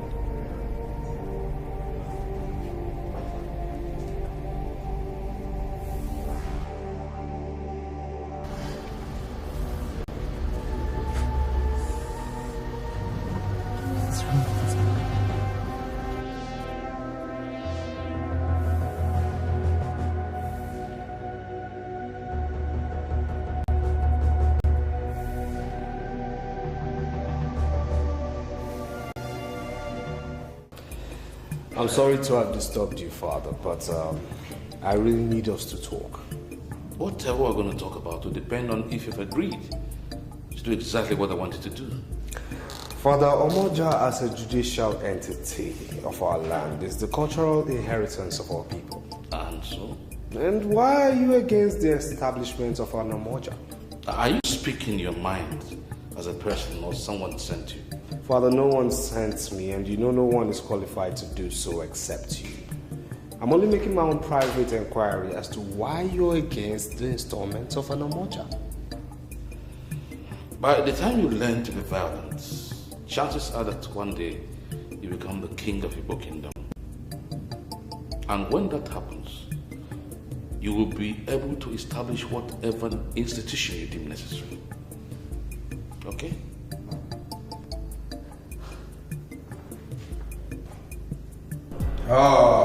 Abigail, the information available to me was that you stayed in Igbo for the past 3 weeks without any tangible information to your superior officers. I'm calling directly to find out what is happening. I'm sorry, sir, but I was thinking I was trusted to do what is right.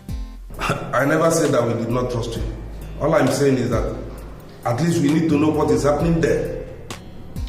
Yes, sir. I have seen the king of Igbo and he promised to give us the land to execute the contract. Has he given you any parcel of land? Sir, he actually asked me to do something for him. And if the job that I'm doing for him comes back good and successful, he was going to show me the land. He promised that the land was going to be the best land in Igbo. Okay, may I know the nature of what he wants you to do for him? I'm sorry, sir, but I don't think I can talk on the phone. It's rather very private. But be rest assured that whatever my mission is in Igbo is for the better, and I'm doing it. Okay. I believe you, but try as much as possible to update us in our company email, alright? Okay, sir. I will note that. Have a nice day.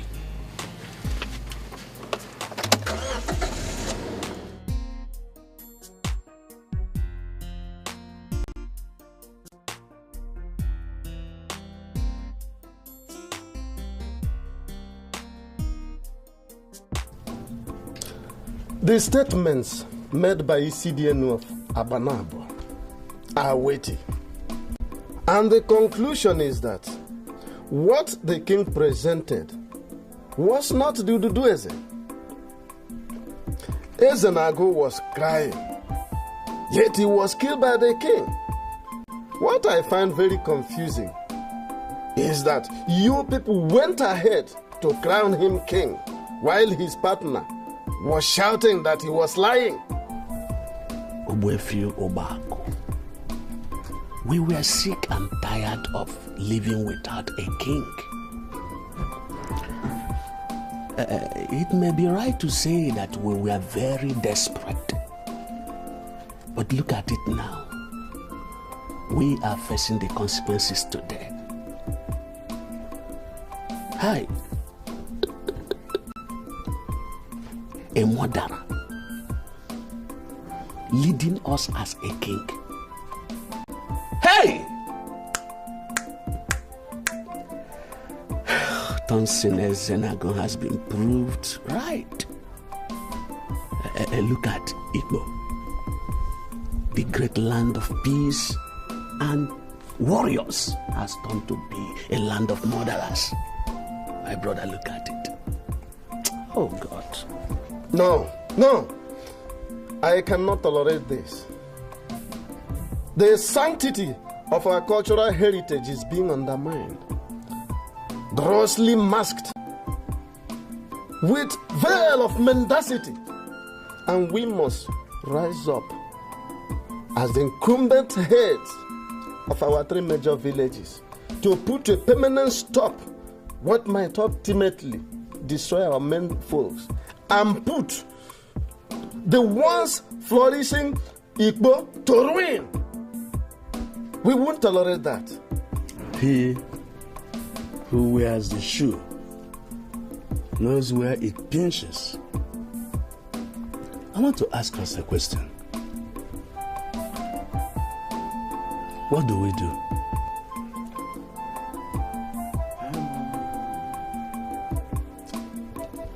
Your Majesty, I have every reason to believe that you know what happened to Thompson's father.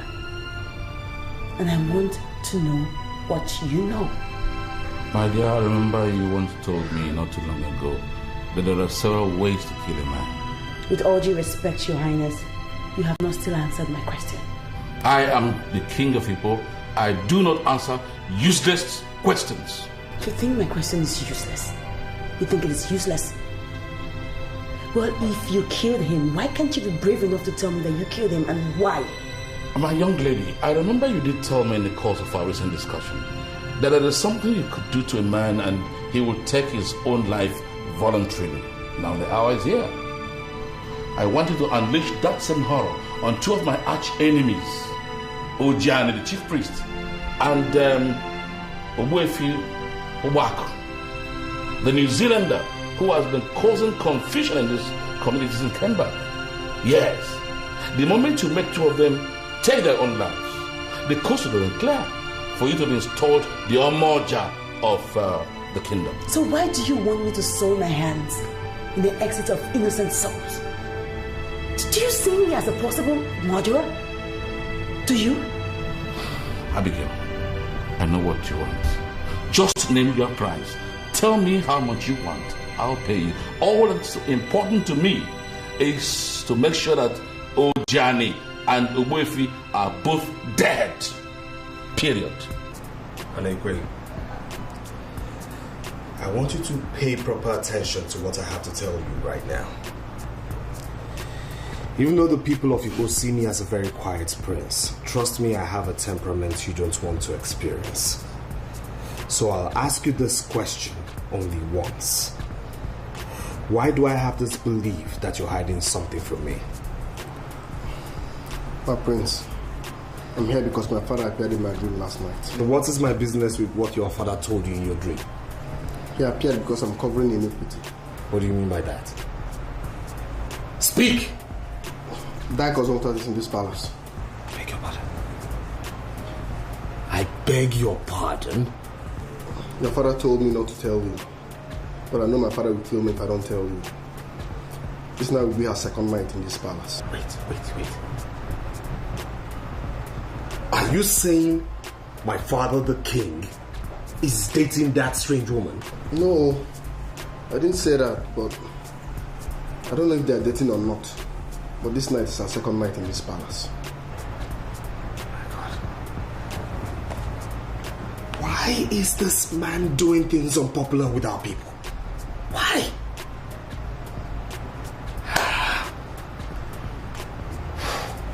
Are you telling me to my face that you will not do exactly what I wanted you to do? I accepted to assist you before because of the land that you promised to give us free of charge. But I am not a murderer, and I am not going to do anything of such. Just because I'm working for the king of Igbo, I would not turn myself into something I am not. I haven't said you should be a murderer per se. All I'm asking is how to get rid of my two arch enemies who are standing on my way. I want you to use your special talent to send them to the early graves. Simple. I would not do that. How dare you barge into my guest lodge without an invitation and without a knock? And why must you know who my guest is? Why must you keep provoking me for nothing? The elders of our land will not be impressed to know that the king smuggles a whore into the palace. Who do you call a whore? If you're not a whore, then what are you? Don't touch me. You are a disappointment, and I'm going to deal with you.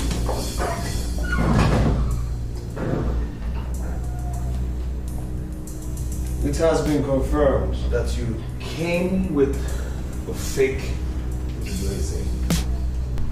And you also killed Ezenagu. What did you just say? The lady who just left here shouldn't be your primary concern. Your concern should be how you're going to deal with the elders of Igbo. As we speak, they've gone to Agbanabo. Confirmed from your know that he did not give anyone any Ugezu. Confirmed you killed Ezenagu and are now coming for you. And for goodness sake, who's feeding you with this trash? I might not know too much about Igbo, but I do know for sure that Igbo is a sacred land which shouldn't have a murderer as king. The elders now say you're the first murderer king to have emerged in Igbo. Confirmed you killed Ezenagu. And I just wonder why you had to bring this shame and curse upon our family. Why are you joining my enemies to ruin me? Why? Not realizing that you have a great father in me. You really think your dad's greater father, don't you? A time will surely come. Perhaps after I had gone, you one day said, yes, I once had a great father. I'm not going to go into the detail this night for obvious reasons. But you see, there are women and there are women. That lady you met in here is a lady of substance. a lady that has the heart of a lion. I would advise that as you leave this palace, maybe tomorrow, you go in search of this lady and make sure you get her for a wife. She's indeed a material for this palace. That's my message for you this night.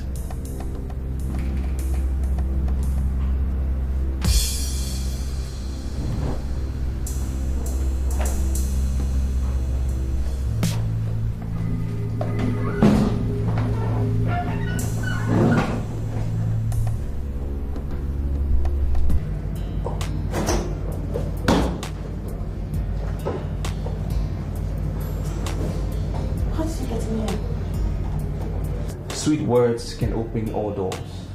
Are you not happy I'm back? I want us to talk. Well, at least you should have called. What if I was not going to come back here tonight? Abigail, I will be very disappointed if you tell me that you have started an affair with a man here in Igbo land. You wouldn't say that if you truly know all I've got to know about you. Is it different from what you've already told me? Just give me some time. Let me have my back, okay? I'll tell you everything.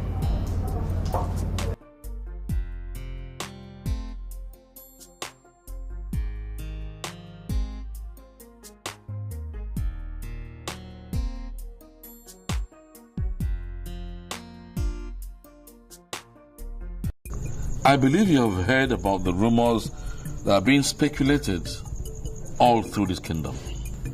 Ojana, the priest of Igbo has no time for rumors. Tell me why you are here late. Oh, Ojana, you crowned me king of Igbo and gave me all the powers of the king as well as the paraphernalia of office. Am I right? Go on. Now, do you think there is anything that can change that?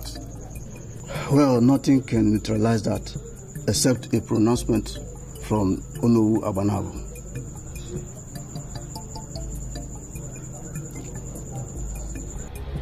I asked you to come back after 21 market days.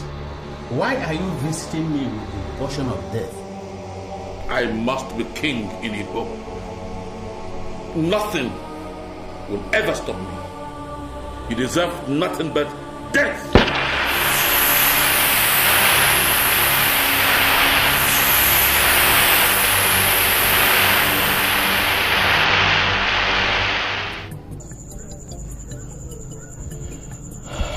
I'm sorry, Your Majesty, but I don't know why you are looking at me this way. No. Well, you did say that the only thing that can neutralize the powers of the king of Igbo is a pronouncement by the Onowu Abonabo. Am I right? Exactly. Well, now that the Onowu has joined his ancestors, do you think that still holds water? Well, nothing can change that except the very death of the king and the recovery of Okukundi Oba. I see. All right. Okay.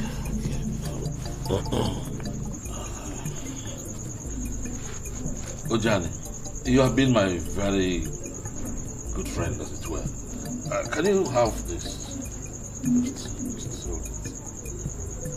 Your Majesty, what is this money for?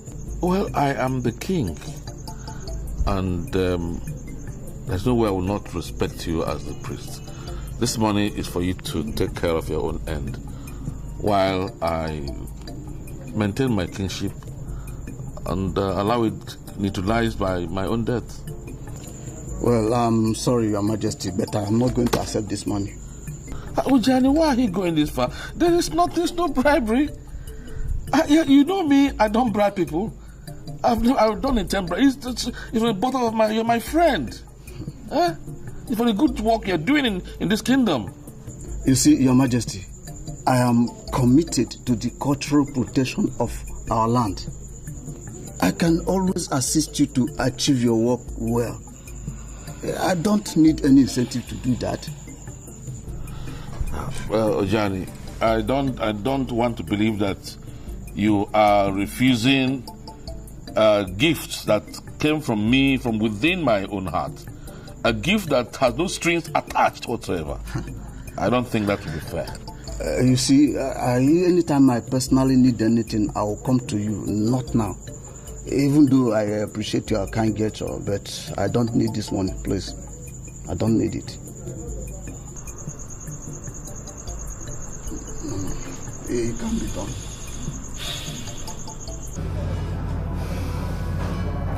Abigail, I want to understand this once and for all. Are you saying the king sent you to be snooping on me? Yes.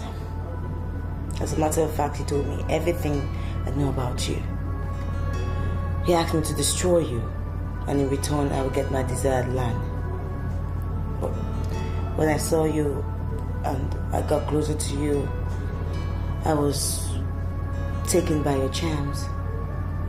I have this feeling from the pit of my stomach that the king knows so much about your father's death. And that singular knowledge just drew me more to you. I got so attracted to you. Look, Thompson,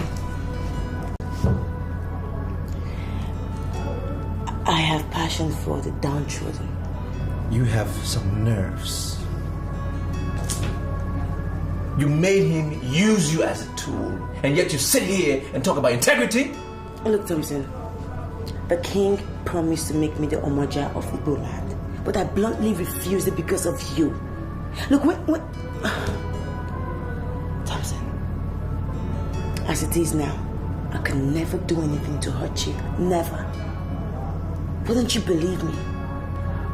Abigail, I'm sorry, but I can no longer be here. Come, Thompson, please don't do this to me. Don't. You're being very unfair to me. You are. Look, the king asked me to spy on you. He asked me to ruin your life. But did I do any of that? No. Thompson,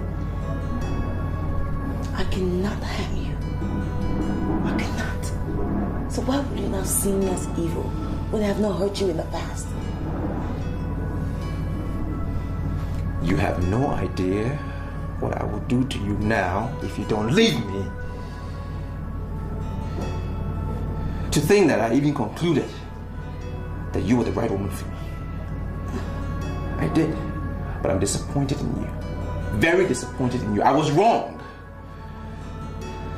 I don't ever want to see you again.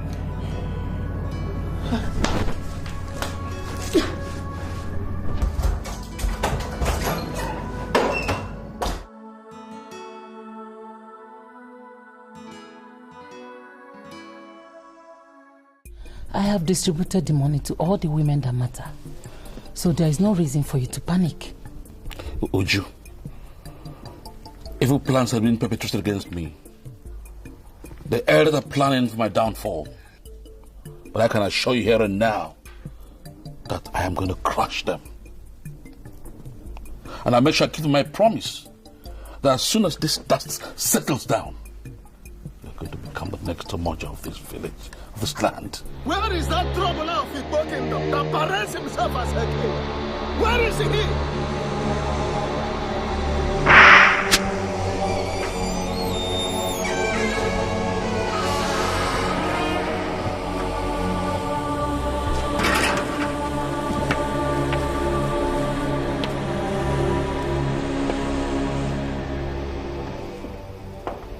Your Majesty. Yes. The elders have arrived with the chief priest. What are they doing here? Outside the gate. The chief priest has a tender palm fruit in his mouth and is bearing a fan nebe in his hand. Why would they invade my palace with fan nebe? Why? How dare you? How dare you? I am king of Igbo. I am the custodian of our cultural heritage. How dare you invade my palace with a fan nebe and a monk in your mouth? Ichie Zenagu did not die a natural death. All accusing fingers are pointing at you. Therefore, you must swear on this offer to vindicate yourself. I am the king. And people come to swear on my throne. How come you're asking me to swear on Amebe? Why don't you humble yourself before the throne? Otherwise you face my wrath. Ichefuroko, you are not the legitimate king of the Igbo kingdom. Anyway, we have come to inform you of the decision of the elders and council. So you are even standing there to talk to me about legitimacy? What do you know about legitimacy? The legitimacy of anything in the Igbo kingdom must be founded upon the traditional and cultural values of our people. And one of such values is the originality of the Ugezu, upon which kings, even kings of the Igbo kingdom, are crowned.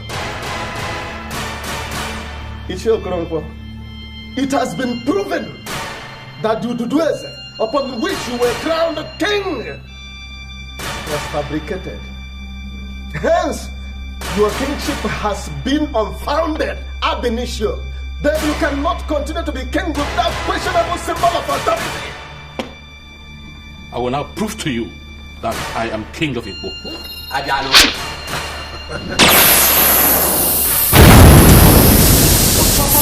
What are you doing? Kingdom will wage war on the people. Please, stop this, please. Please, stop this, stop. Father, please, stop. Father. You know get your cough. Serves you right. A murderer cannot sit on a throne to govern good people. Let us go.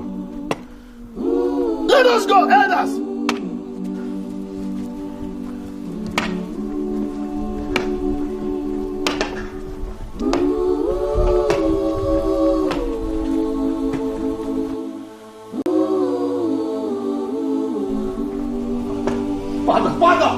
Father! When you get to Enugu, what likely are you coming back to Igbo? I'm not even sure. But hey, I'm a man of this land. This is my hometown. I will always come back when I think there's a need to. This is where I belong. I'm just happy that the reason why I came back here has been fulfilled. I've been able to see the humiliating end of the man that came. For me, that's good. That's all I needed. You know, I am happy hearing that. But you see, the problems of a man are never over. You know, they end to begin and they begin to end again. I've heard that line before. I'm not sure what it means. What does it mean? Man is that animal that will continue to solve problems until he dies. You know, he will solve one today and there is another one to solve. If you can show me a man who has no single problem to solve, I will show you a man who has become a deity or something. You know, for as long as he is a man, there is always a problem to solve. I see. Well, I think I have a problem to solve then. I'll be on my way. Let me see you there.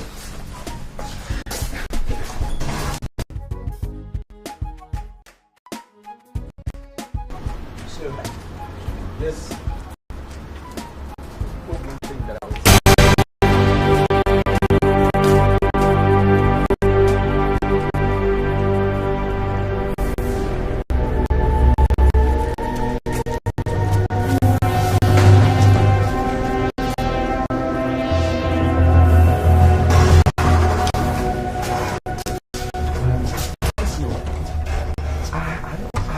this woman. I mean, I know her, but I don't know her. You understand what I mean? So I don't know why she's questioning me. I also don't know where she hails from, but that lady outside there has just proved to be a complete woman of Igbo. No, she's not from around here. She's not. I know. But she has the passion for Igbo. And that is the reason why she is showing the art she's showing outside there. Let me tell you one thing. When a woman approaches the man of Igbo barefoot, bearing a cup of water in hand, that woman is putting herself under oath that she has never planned any evil against that man. What that lady outside there is doing is that she's telling you that she has never planned any evil against you. She has given you her life with a promise that she can even lay down her life for you. That's what she's doing. I see. But if she's not from here, how did she learn the art? I mean, let us not go into unnecessary details. Okay? Let us not just go into unnecessary details. Okay. What we are going to, if those that taught her actually taught her well, she is not going to leave this compound to her. What I'm telling you is that that woman outside is the ideal woman for every Igbo man based on what she has just done. And even your father, if she doesn't agree with he will not be happy with you in his grave if you taught her that. Okay, so what am I supposed to do with the water? Calm down. We are going to go back to her. Okay? If she does the right thing, I will begin to plan. But if you see me walking away, you have to abandon her, abandon even your car, and run for your dear life. That thing she said to harm me. The answer to that question is going to depend on what happens outside there. Like now? Of course, we will get it. Okay. We have to answer that question based on what she's going to do. If you see me walking away, I should run. But if you see me clapping, it simply means you have to do your father proud by accepting that woman as your woman.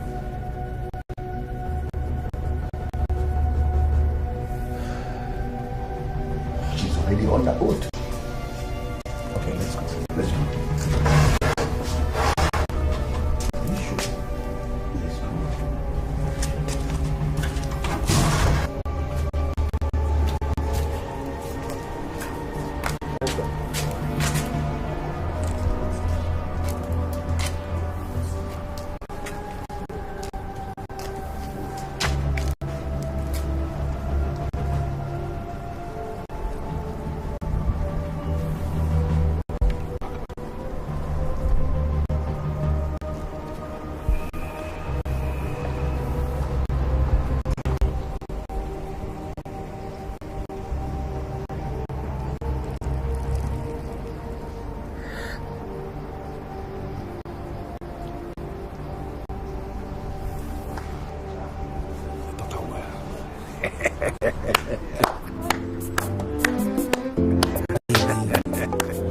From the first day I saw you, I told myself that this is the only woman I will love, and I will always love you. I will be your shelter from the rain.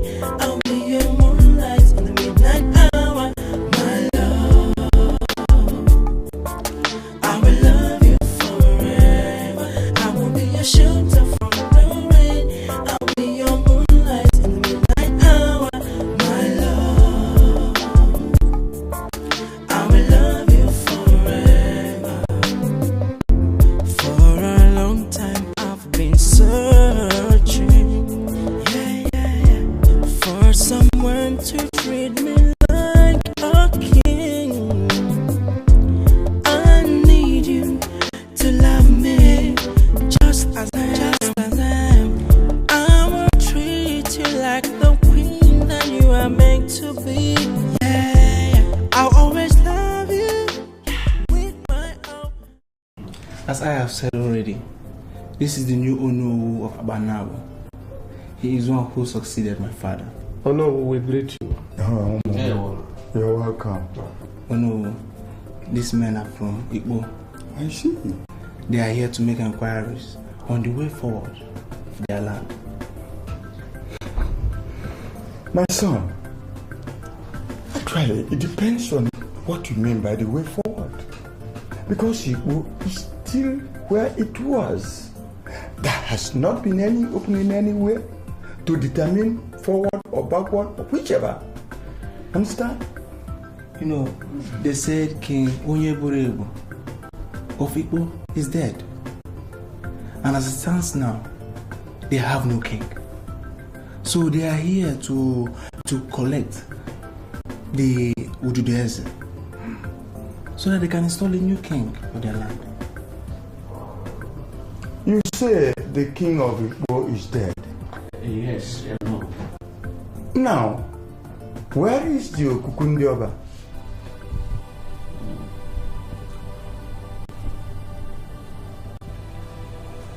Men of Igbo, you are just looking at me as if I have done ultraviolence. Where is the Okukundioba? Because you know that immediately it is confirmed that the king is dead, elders will retrieve that Okukundioba from the west. Did you do that?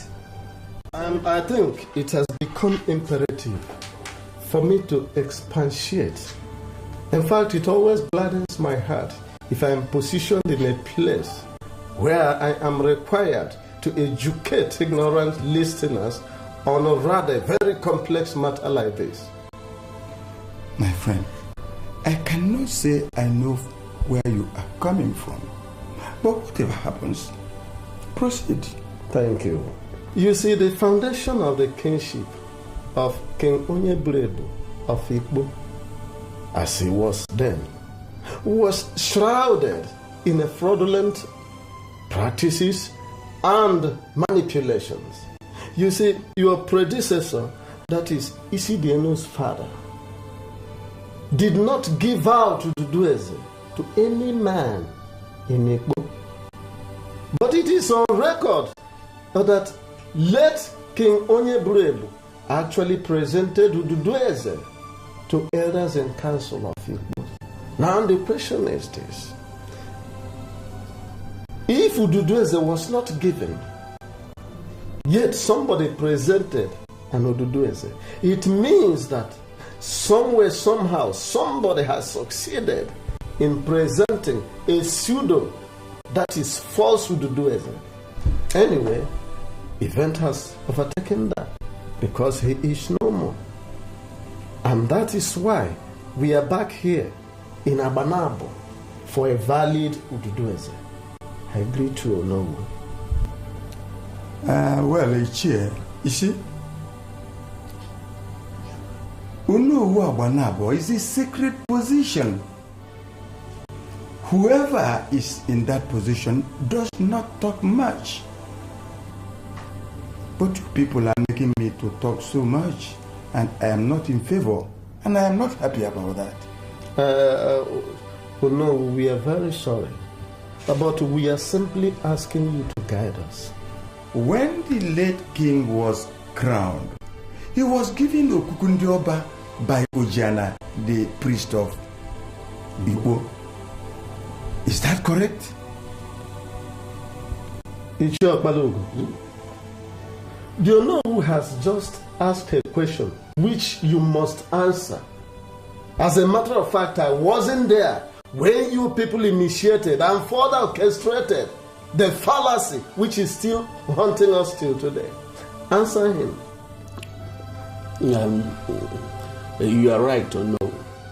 The priest gave him Okukundioba when he was crowned, and that is a symbol of authority. I want to ask another question.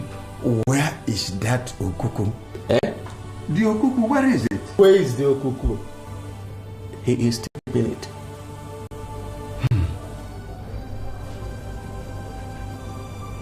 It's all right. I know that it's only death that has no solution in this life. Every other thing has solution. But whatever happens, I shall be coming down to Igbo Kingdom anytime from now to settle your kingship tussle. We thank you so much. Thank you. We shall be eagerly waiting for you whenever you come. As we have already heard, there is no king in Igbo today. It's a big problem for us. Whatever the fowl is chasing under the rain is very important to wait. Agreed. We shall be on our way. Yes.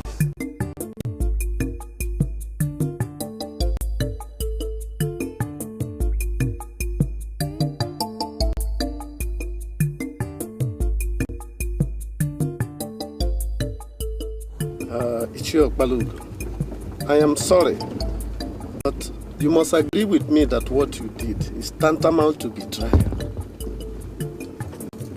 Well, how could you say this type of a thing? How could you say that? This is an insult to my person. You cannot call me a betrayer, or have you forgotten that I am an Ichie in this Ugbo kingdom? You are an Ichie, I agree. But I am an Ogbuefi. Which of these two titles is greater? Ichie and Ogbuefi. Are you saying that you bring me to Abanabo simply to insult me or what? Eh? Why are you making inflammable statements? You see, I like that clause you employed. Inflammable statement. And now let me tell you, if you don't want Igbo to go up in flames, you must explain to me why you gave Okukundioba, the highest symbol of authority in Igbo, to a man who presented a fraudulent Ugezu to elders and council. Are you ever thinking that we know? Exactly. Even if other elders didn't know. You, Okbalogo, you should know because he's your brother. Ogbuefi, let me just be frank with you. I am sick and tired of this discussion. If you cannot end it now, just ask your driver to park me here. I will find my way to Igbo. Enough of this insult. Ichi Okbarugo, do you think I am as heartless as your brother? No. All this I will take you back to Igbo.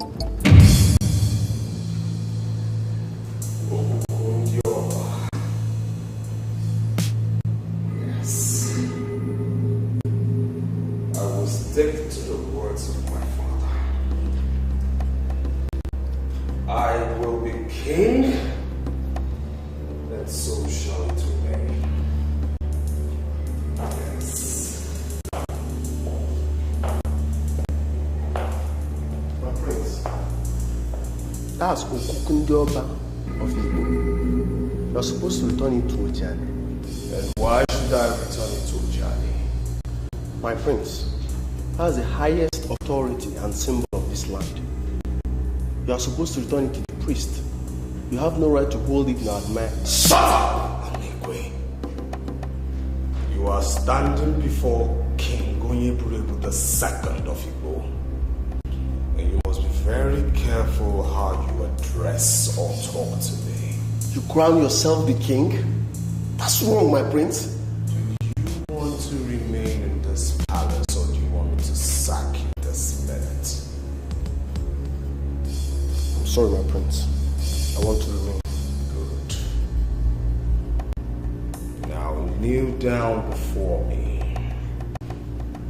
and hail me as your king, Onyeburebu II of Igbo.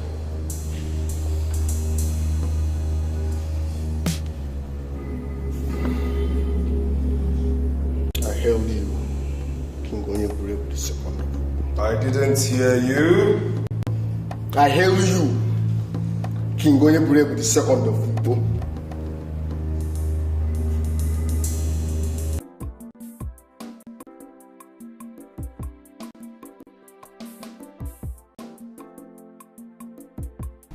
Uju, you're welcome. Please, I have cola. I am not here for cola. Your daughter said you asked him to come, and I wonder why he sent me.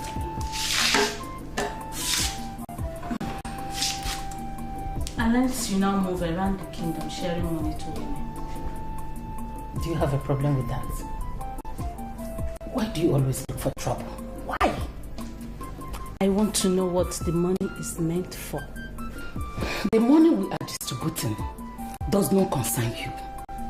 The women of Igbo are getting wiser. And we don't want anybody that will take us back. Uju, I understand you gather support for Charles. And what does that mean? You don't have to call him Charles. As in, just nobody. He is King Onyeburebu II. And you must address him as a king. I am sorry. I am leaving because I cannot sit down here to continue to discuss about my king. I served his father and I am still serving him. And do you wait? Whatsoever support you are gathering for Charles is wicked and unpopular. You are gathering support for the descendant of a murderer. And do I tell you, the spirit of all those killed in this kingdom will continue to haunt you until you order your steps. You are just parading yourself as the leader of the women of Igbo. Let me tell you, that will be on your wildest dreams. Get that into that your crazy hair.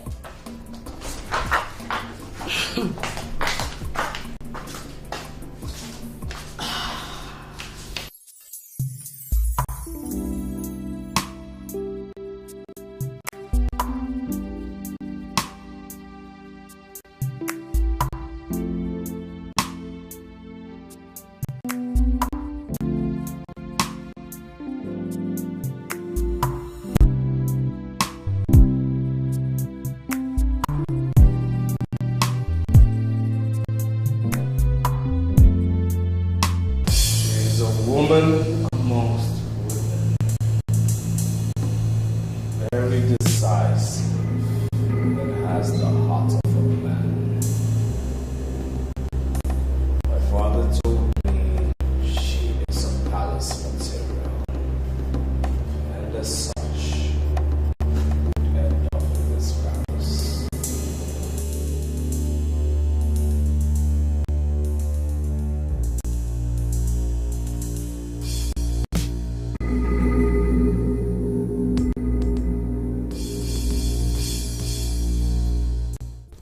Many people in this kingdom believe that I am a troublemaker.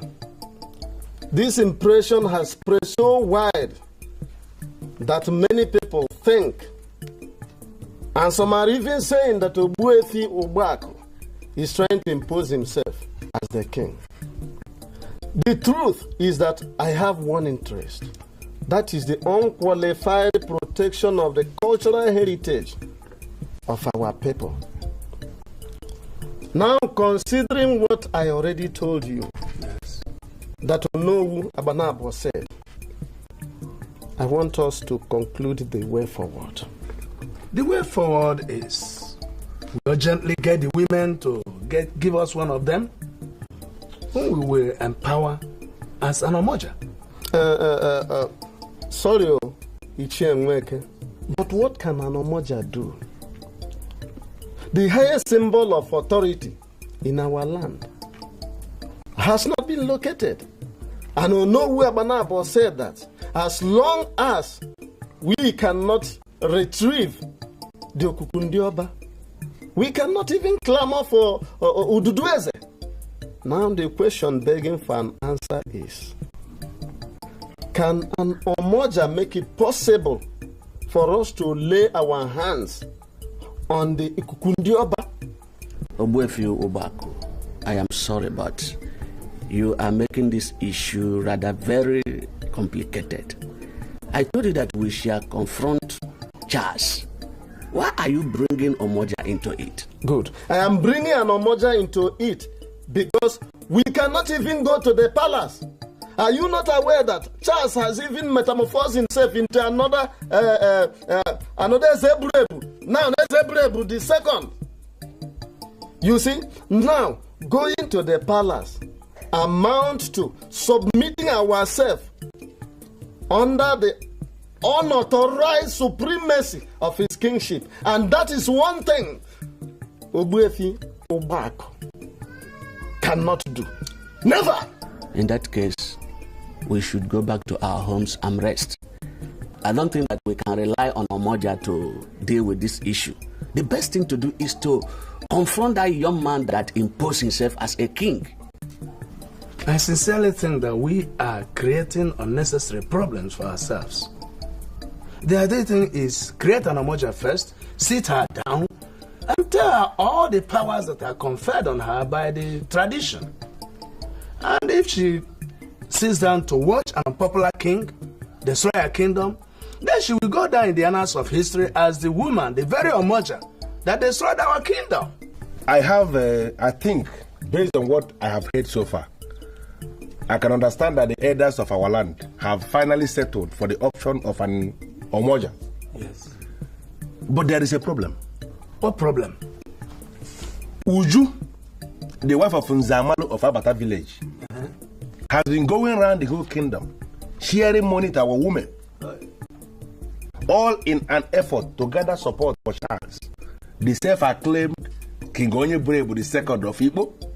Where do you think she gets the money from? It is obvious. It is being speculated that the money is coming from Charles himself. The reason for this is he wants to create tension in the land. He wants to create confusion among the women so that they will not be in peace, as to provide a consensus candidate that they are going to present as the Omoja that is going to emerge. Odaligo, where did you get all these informations you are passing to us? Only yesterday, I ran into Uju herself as she was sharing money among our women. They were applauding her. They were clapping for her. The information at my disposal shows that a good number of our women are beginning to agree to her terms. So if the elders are telling me here now that we have resolved for the option of an Omoja, then the elders must, as a matter of necessity, get the very identity of the person that is playing the music that Uju of Abata village is dancing. That we must do with immediate effect. Yes, we have to do it.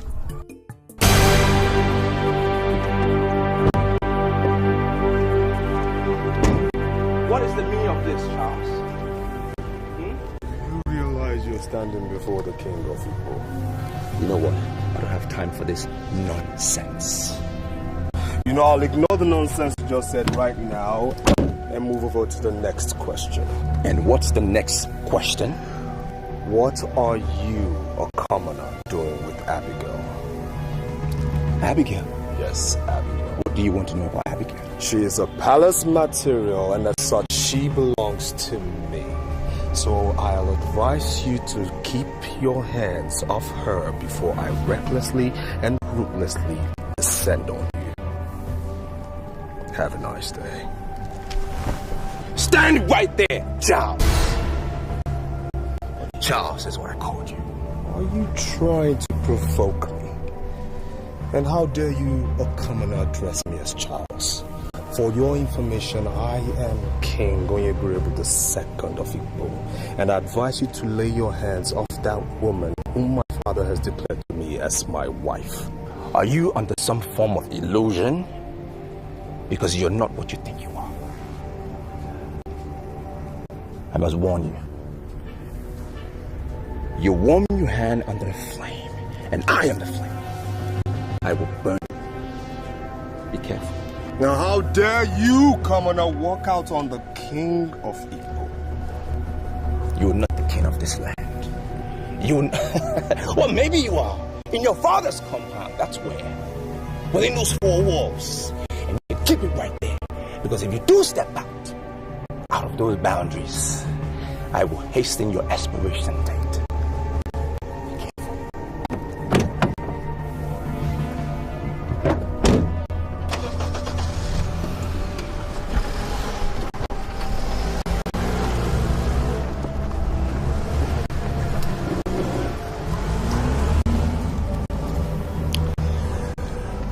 Once a commoner, always a commoner.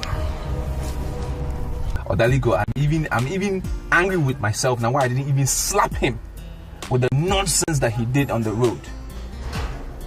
But then again, I'm thinking, okay, I controlled my anger and I'm a very matured person, so it's fine. I invited you at Thompson because that's a place I want us to go. Can't you forget that idiot who is parading himself as king? He is nothing. You shouldn't be disturbing yourself with that idiot. It's not about him parading himself as king because I don't even see him as a king. For me, he's just common Charles. That's what he is. It is him having the guts to tell me to leave Abigail, my fiancée. How dare him? Let me be very sincere with you, Thompson. Do not ever leave that woman that led herself into an oath for you. She is the best woman you can ever get in this kingdom. Even anywhere. Follow her slowly and very soon you are going to discover that she is more than an angel. Wait, what are your elders doing? What are they doing about Charles? That he seized the symbol of authority. What are they doing? You see what I am saying? The elders of this land are not even discussing Charles. Why? Why are they not? Don't tell me they're afraid of him too. Have you seen what I'm saying? I expect you yourself, Thompson, to rise in defense for elders of people.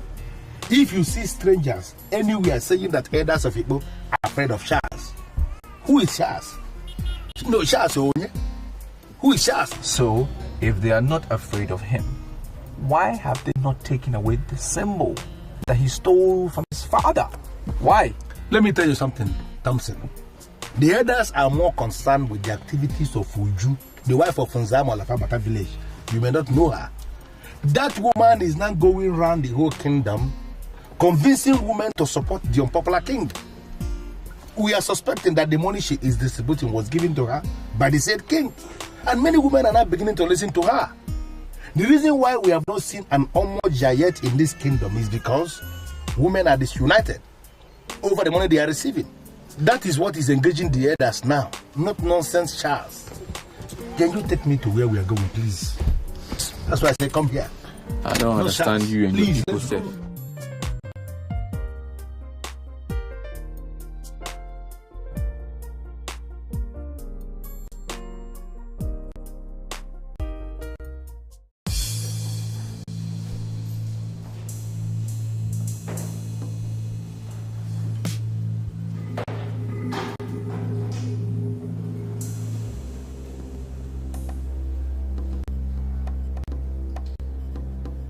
My father told me before he died that this thing had proven to be very powerful, mighty in battle, killed many from far and close range, and that is why I called you for a reason. To teach me how to use this thing. I don't want to go to people like my father did. I want to, with this thing, sit in this palace, manipulate this kingdom. How much do you want? I'll pay. Do you know what they call me? Oza Balanze of Father Bozala. I am a man in authority. And I will not discuss the figures of Charles with you. And who is discussing Charles with you? My father told me he got this thing from your kingdom. He used it during his reign and I want to do same. So teach me how to use the damn thing. Simple. I have this feeling that you are underestimating the powers and the efficacy of the evil powers of God. What you desire and seek to use as a link with the humiliating exit of your father. Try to set a place. Start on time and come back and partner with the elders to ensure the development of people. I command you to stand there. Where do you think you're going? Are you trying to walk out on me? Don't ever allow it to be reported that the road that all men use on a daily basis has become too sharp for you. Oza Balanzo Father Boza is not and cannot be as simple as men tend to think. Learn how to eat what others eat. Or you become known by what you abuse.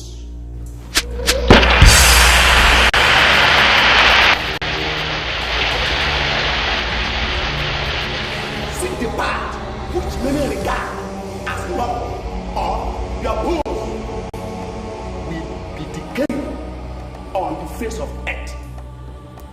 What is this? Answer me. I'm not going to respond to nonsense. I'm not just a man. I'm more than a man. Because all evil spirits are scared of me. Do that you are told. Or face that which is mighty than your father.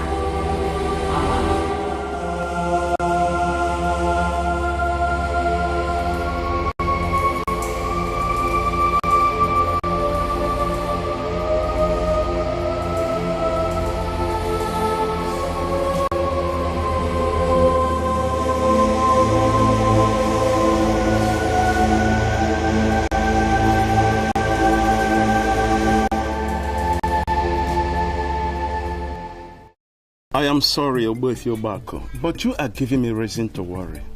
You don't have any reason to worry, because I am not here for you. I am here to see your wife, Uju, and I want you to bring her out immediately.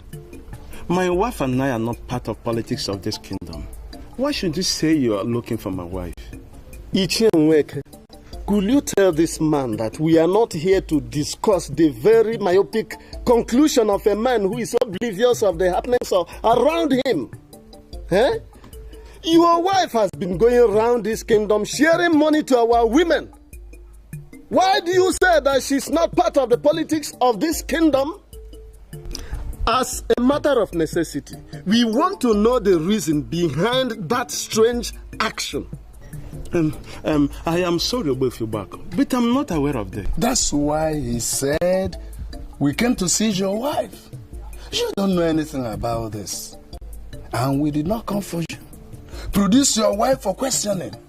Or we leave with the conclusion or impression that you have been working with your wife to put down this kingdom. And if we so conclude, we'll be in a very big trouble. I think you will have to come back later in the evening. Why? Why?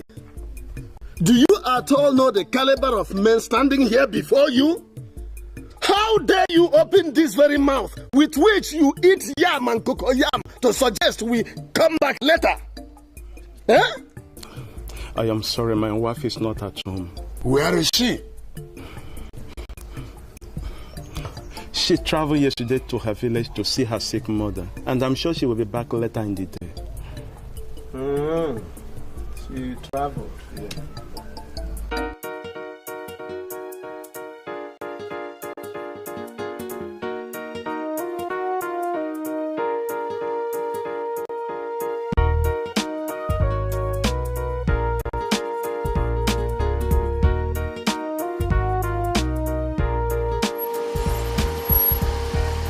Greetings from the throne of King Onyeburebo of Igbo. In one sentence, what do you want? The king asked me to come and call you. Who do you regard as the king?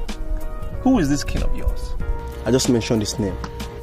King Onyeburebo of Igbo II. As we speak, he's waiting for you in the throne room. Why don't you just go back and tell Charles that my husband would not be coming? Well, we are not aware that Thompson Ezenago is married. And I must tell you here and now, a man that has your conjure about football is not an ordinary man. We don't lie to such a man. Thank God I met Thompson and my message is clear. So Tom, are you coming with me or not?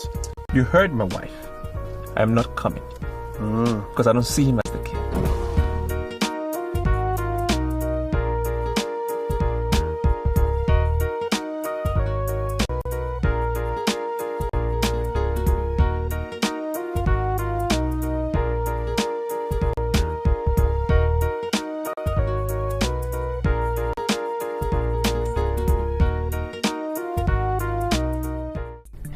You are giving me the impression that you have something to hide, and I'm not finding that simple. Eh? Why on earth will you choose to be a tool in the hand of a young man who crowned himself a king? I wouldn't want you to give me the impression that my husband is not as intelligent as I always believed. What the hell did that mean? You just made me to lie, and I want to know, what are you doing with Prince Charles? There are men that run away from crisis. And there are men that pray for crisis to come. These are the type of men that gather money out of crisis. And they see crisis as a big business. Can you vouch with anything that the rubbish you are saying answers my question in any way? I am answering your questions. I am in business. And I want to bring my husband into that business. And what business is that? Prince Charles, as he then was, and now, the King Onyeburebo II, as you said, is very unpopular. And everybody is against him. Because they see him as descendant of a murderer. And that is what I am doing. Because I know that we are going to make money out of it. He wants somebody that can handle his PR. That is the business. He inherited so much from his father. Already he has given me 3 million naira. And he is ready to raise more money if you come in as a man. What makes you think I would like to do such business? Because of the money that is involved. See, we live in a new world. They call it New Millennium. And this is the age where any man can do anything to grab money. And I want my husband to live above the archival politics they play in this kingdom. That is exactly what I'm doing. Let us grab this money. Let's make money. That's all.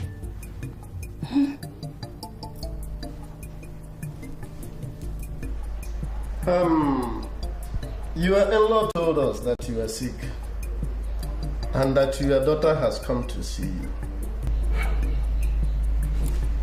I don't know why you are looking for my daughter.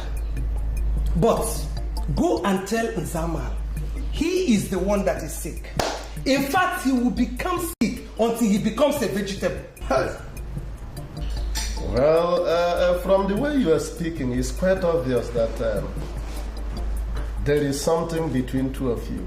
But we are not going into that area now. Tell us, are you aware that this very young man, who is now parading himself as the king of Igbo, has engaged the services of your daughter? And as such, your daughter has been going around the kingdom, sharing evil money to our women, all in a bid to prevent them from presenting an omoja to the elders in council. Are you aware of that? I'm aware they are sharing money, but I have not seen my daughter to know where the money is coming from. Now you know. Your daughter has become the mouthpiece of an unpopular king. And you don't need to discuss with us to know that she will go down. She will sink with the so-called king. Hey, Chepal Kanju, excuse me. Do you elders actually think that sharing the money is what is preventing them from presenting an omoja? You, in your own wisdom, if you think that the shared money is not what is preventing them, then tell us why the women have not deemed it fundamentally critical to present an omoja to the elders in council. Hey, tell us. Politics is not and can never be the reason why omoja has not emerged. Woman, be a good listener. He never said politics. He said that money is being shared to prevent the people from doing what they know they should do. And that is what politics is all about. That is it. That is what politics is all about in this country. Share the money and continue doing what is wrong. Continue doing the bad thing. Listen, that is not going to prevent them from presenting an omoja. The question still remains. In your own thinking, what is still preventing the women from presenting an omoja? Nothing. Absolutely nothing. Yes, absolutely nothing. Listen, let them go ahead and share all the money in this whole continent to all the women of Igbo. That will not prevent them from presenting an omoja. Omoja is more spiritual than physical. She will emerge when the time comes. She will. They share money. Hey? You're talking about spirits. The invitation I sent was for you. I summoned you here to speak with you personally and privately. Now, why have you come with this thing who has refused to embrace the new order? Now you listen to me. That you are parading yourself as King Charles has not managed to make you king. Am I the one you are addressing, sir? Everywhere in Igbo, it is known that your destruction is coming. don't force me to bring it closer. You. Don't force me. But darling, where are you going? I brought you here so we can speak some sense in that nincompoop sitting right there. We haven't done it. Where are you leaving? Am I the one you are addressing as nincompoop? I want to warn you for the last time. Stay away from my woman. And who the hell are you calling your woman? My father gave her to me. Your father gave her to you as what? That's my wife. Yes. He told me she is a woman of royalty who is a material of this palace, and I will not sit or stand and watch a common pauper mess around with a woman of royalty. You are a clown. You are a clown to think that I regard whatever your father said. To me, he's a nobody. He's always been a nobody because he died a pitiful death. And whatever seed he's brought into this world is a nobody. That's what you are, Charles. A nobody. With me here is the Ogunjoba of this land. The highest symbol of authority of this land.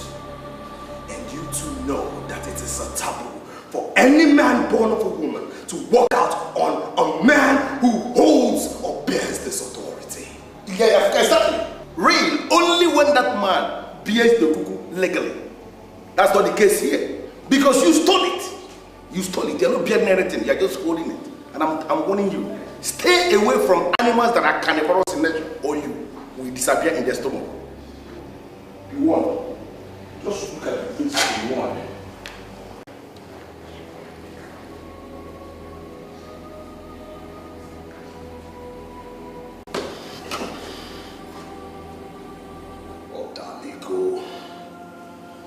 Thompson.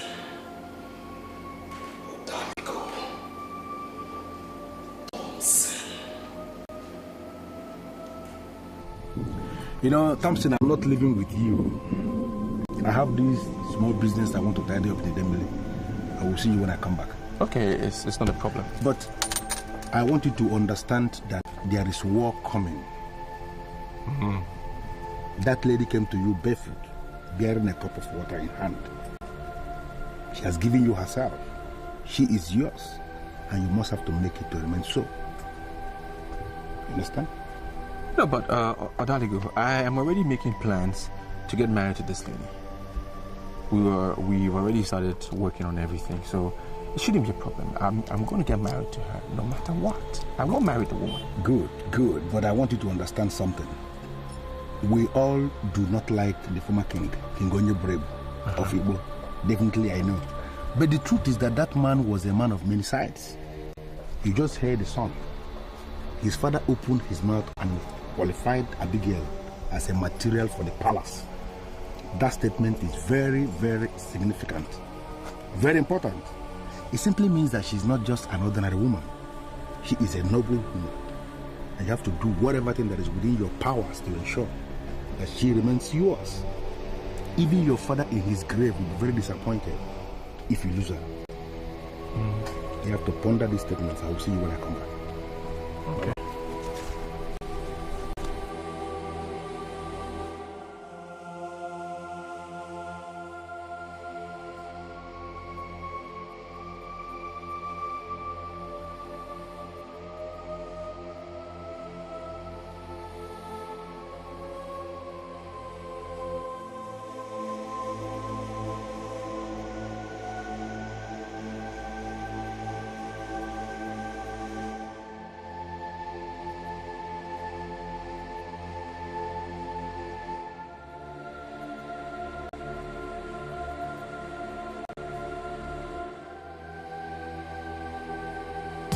I'm aware of your initial effort to marry my wife, but it didn't work. It is not our fault. Nzamalo, or what they call you. I have not come here to discuss nonsense. Rather, I am here to tell you to your face that you are grossly despicable, and I am going to deal with you. You will deal with me. I'm going to deal with you. You must know what to say here. This is my house. You have no right to come here and talk to me in the house. You see, there is one reason why I have not slapped this your mouth. Slap me? Yes! That reason is God. How dare you open this your highly disjointed mandibles to lie against a noble woman in this kingdom. I, Zamalo, lied against a noble woman? By the way, who is that noble woman? Zamalo, remember what you told us in the morning when we came? You said your wife was not around and that she went to visit her mother. And that your mother-in-law was lying critically sick. And what then did you consider as a lie then? Huh? What? We went on a sympathy visit to your said in-law. And she gave us a message to you. She said you are the one who will remain sick for many years. Liar! You went all the way to Umuaku to confirm from my in-law if he was sick or not. Why were you such busybodies? Huh? Zamal, I'm very sorry for you. And it been like you to call noble men, elders of Igbo land, busybodies. Remember what I told you in the morning. You will be in serious trouble when we find out that you've been working with your wife to pull down this kingdom. Look, you cannot threaten me in my house. I am not your servant. Do you hear me?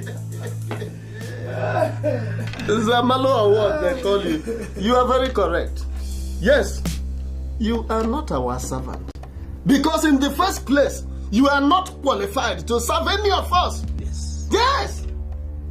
I'm going to prove to you that men of Igbo, men who are men, we do not serve women, just like you do. Am I serve woman? Tell us how much you want us to pay. Shut up your mouth. And we shall pay. We want you to work for the king. Keep quiet, woman. Uju, let me tell you, those that play in the open hardly play in the dark. Just as those who play in the dark hardly play in the open. As you ponder over this truth, bear in mind that your destruction is nearer than ever before. Let's go. You better come and collect money, hungry fool. Oh yeah, watch out, Nanya. Look at them. The die is cast. Zamanu wants to tell lies when he has not mastered the art of fallacy. Don't worry.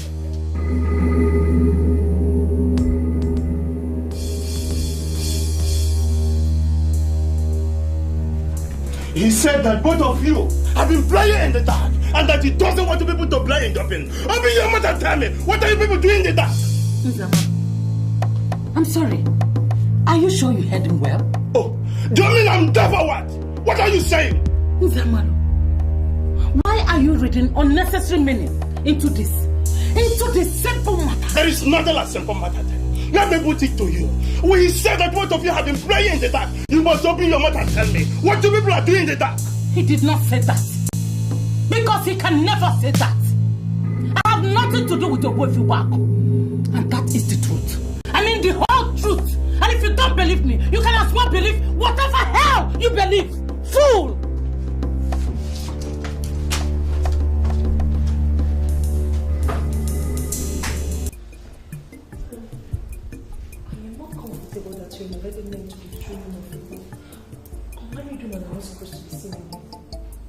And who told you that? Nobody told me, but it's something that we all know. Hey, tell me, what do you want from me? Eh? Just tell me. I don't want one of these elders to see me in here, please. Please.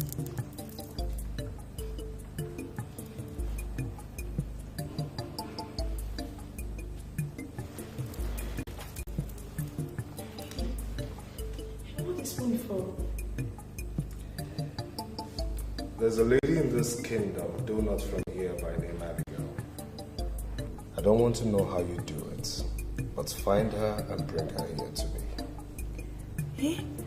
Hey, I'm sorry, Your Highness.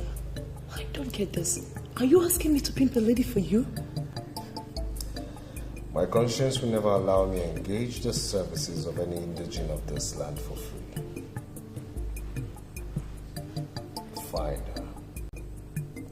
Bring her to me. Prove to me that you're loyal to me and I'll give you much more money than that which is in your hand right now. Is the only money that you give me? Like I said, go out of your way. Prove to me that you've made a concerted effort to find her.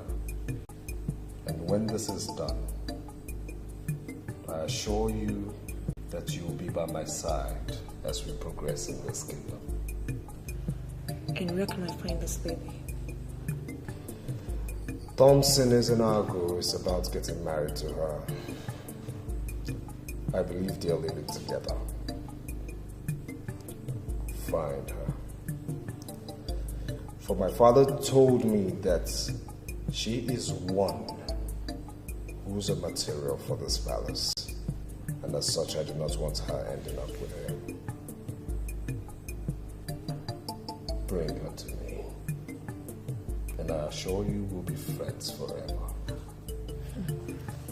Friends forever? Okay, I'll do that.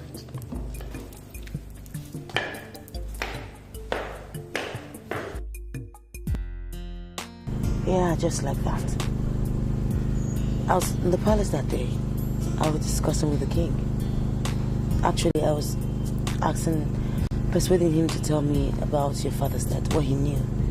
The child just burst in and he just called me a whore. No apologies, no remorse. Just like that. So it beats me now to hear that he's calling me his property. With Abigail, I just want to ask you something. I want to be sure once and for all. Are you sure you had nothing to do with this guy? Absolutely. Come on, see? Look, I did not have anything to do with him. And I still do not have anything to do with him. I cannot even be proud to say that I've held a 2-minute conversation with this man before. That's why I'm shocked at what he's saying. In that case, I'm going to deal with him. I'm going to deal with him so hard. Look, babes. You don't have to engage him in a squabble. Don't. The most important thing is that I belong to you and you belong to me. We love each other and we'll be together forever. Nothing can break us up. Nothing. This guy has some guts. He said some nonsense to me by the roadside. Now he's invited me to the palace and he said the same nonsense. I can't allow this to go on. Get him to just walk over me like nothing is happening. I need to prove my point. I'm not asking you to just sit back. I'm not saying he should trample over you. No, he's not even going to do that. Look, we need to be careful. Remember I told you I had a dream? I had a dream. And in the dream, there was an attempt on your life. Maybe this is it. Maybe God was just showing us so we could get prepared for this moment. Look, babes. Every man, or any man, can desire for any woman. But it's not about desiring. It's about getting. And that you've got me. Baby, look, all that matters is that we're together. We love each other. We're meant for each other and nothing can destroy us. Nothing. But I can't just sit down like that. I have to prove a point. This guy, he has some guts. Don't worry. Everything will be fine. No confrontation. Please. Please.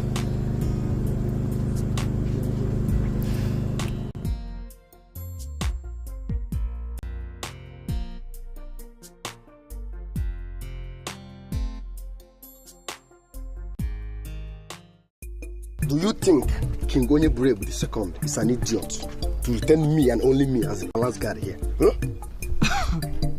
Anekwe, I am very sorry. I wonder why you talk to me like that. I am Okuoma, and you wouldn't say you don't know me. However, I am here to see your so-called king. Wait, you don't even believe in my king, huh? Your king. And the king to all the lousy people in Igbo. He is not and will never ever be my king. You are here to see the king, and you are still telling me that you don't believe in his supremacy, huh? Let's see how you enter here today. You will not see the king. Maybe I should tell you the truth. Today, as a matter of certainty, I must see that impostor. And by the time I finish seeing him, the impression about him will never remain the same. You will not see the king. My name is Isidenu of Abanabo. I'm here to see that man that hijacked the symbol of authority of Igbo. Men from Abanabo should never be kept waiting, no matter what the situation is. As for you, wait for me. I will come back and tell you the reason why I'm the only guard here. Look at you. I'm no gate. Hey! It is glaring from your face that you are the leader. Yes, I am. Thank you. I mean, give a chance.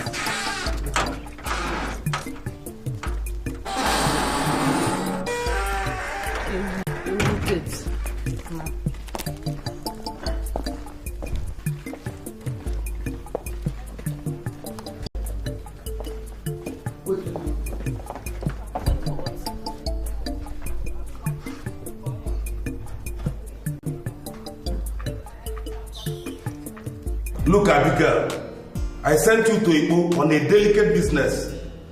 No tangible information, no feedback. The next thing we had is that you've resigned. Look, let me tell you, the management is not happy about your resignation.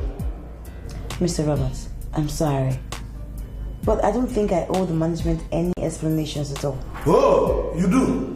Because money was spent to train you here in Nigeria and abroad. Well, the money that you spent on me for my training, I have paid you back through my gains for that company over and over again in million folds. Mr. Roberts, I do not want to shout. I do not want to quarrel. But why are you making an issue out of my resignation? I'm not the first person to leave the company, am I? Look, Abigail, let me tell you. We don't know what you mean by returning our gains 100 times. All I know is that you shortchanged the company, and we are not accepting your resignation. Do you understand me? Look, Mr. Roberts, I would appreciate it if you just come out plainly and tell me what you really want. Back to the office.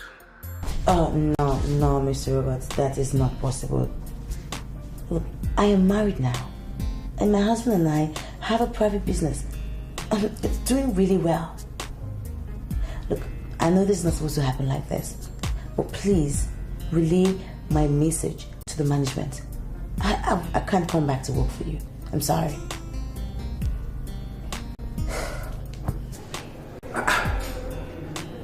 This girl caught phone on me. This guy, he's beginning to annoy me. Call him back. Tell him you are married. You don't want to work anymore. Is it by force? I mean, let him know he's beginning to become a troublemaker to me. And if I ever get to meet him, he will not like it. Sweetheart, it hasn't gotten to that level yet, okay? It's annoying. He's called 3 times already. It's only natural that I miss me in the office. I was one of your best. Don't worry, I'll sort it out, okay?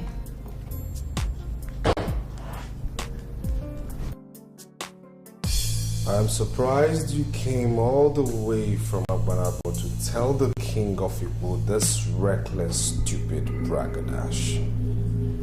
I'm telling you this to your face, that I do not recognize you as king. And all the citizens of Igbo see you as an imposter. I only came here to ask you one question. What did your father tell you about the Onowu Abanabo? Came all the way from that slum to tell me this. Do you realize this is Igbo and not Agbanabo?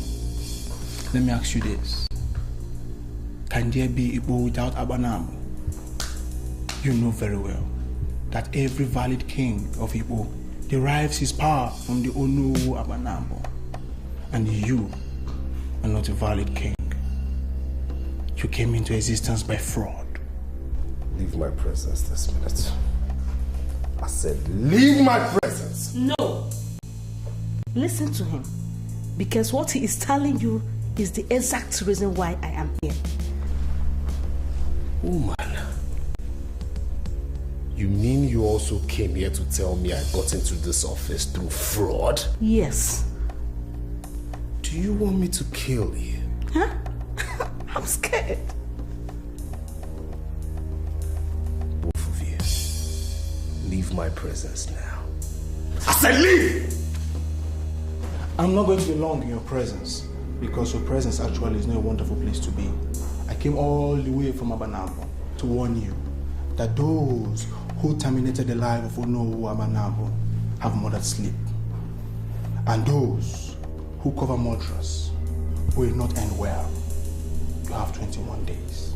21 days to confess all that your father told you about the destruction of the Onowu Abanabo, my father. Or you face me. Now you stop there! You brat of Abanabo. A man that dines with the spirit cannot be a brat. The portion of death you inherited from your father, which he used for terror, was given to him by just a blind man. A blind man who has died twice and resurrected. But I assure you, he's going to die the third time. And this time, there will be no resurrection. You have just 21 days. So get out! Get out!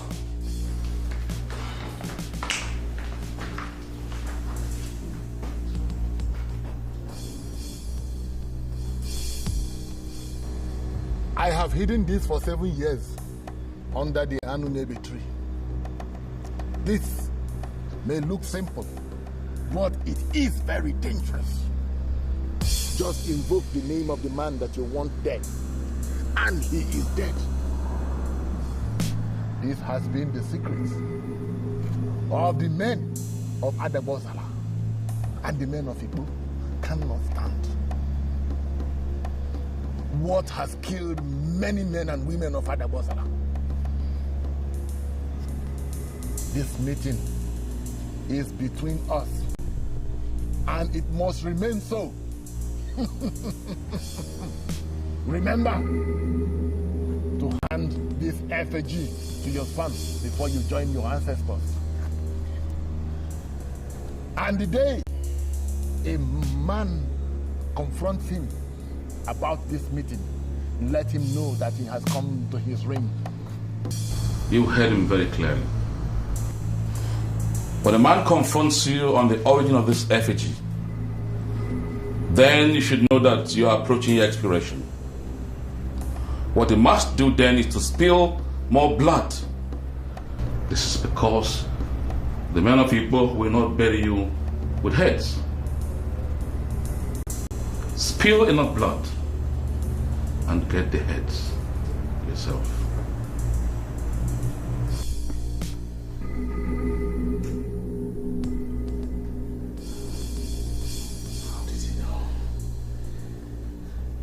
How did he know of my father's visit to the blind man? How did he know?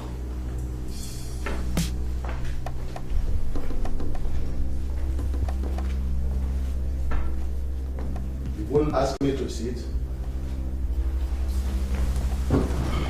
Whether it has or not, who cares?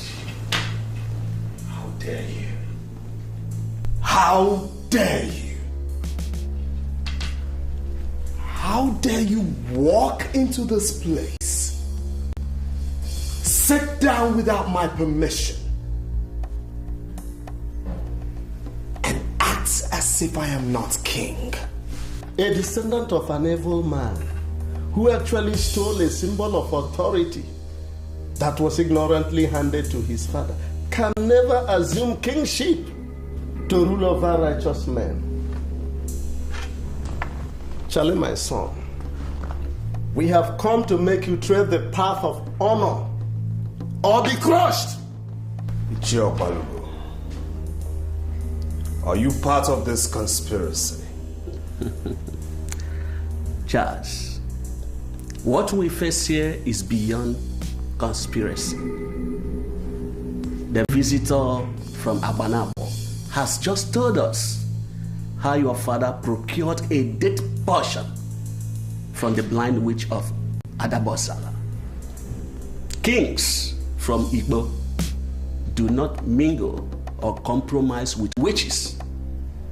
Therefore, I ask you to surrender the symbol of authority you are sitting onto, or you face the music of the elders. Are you going to believe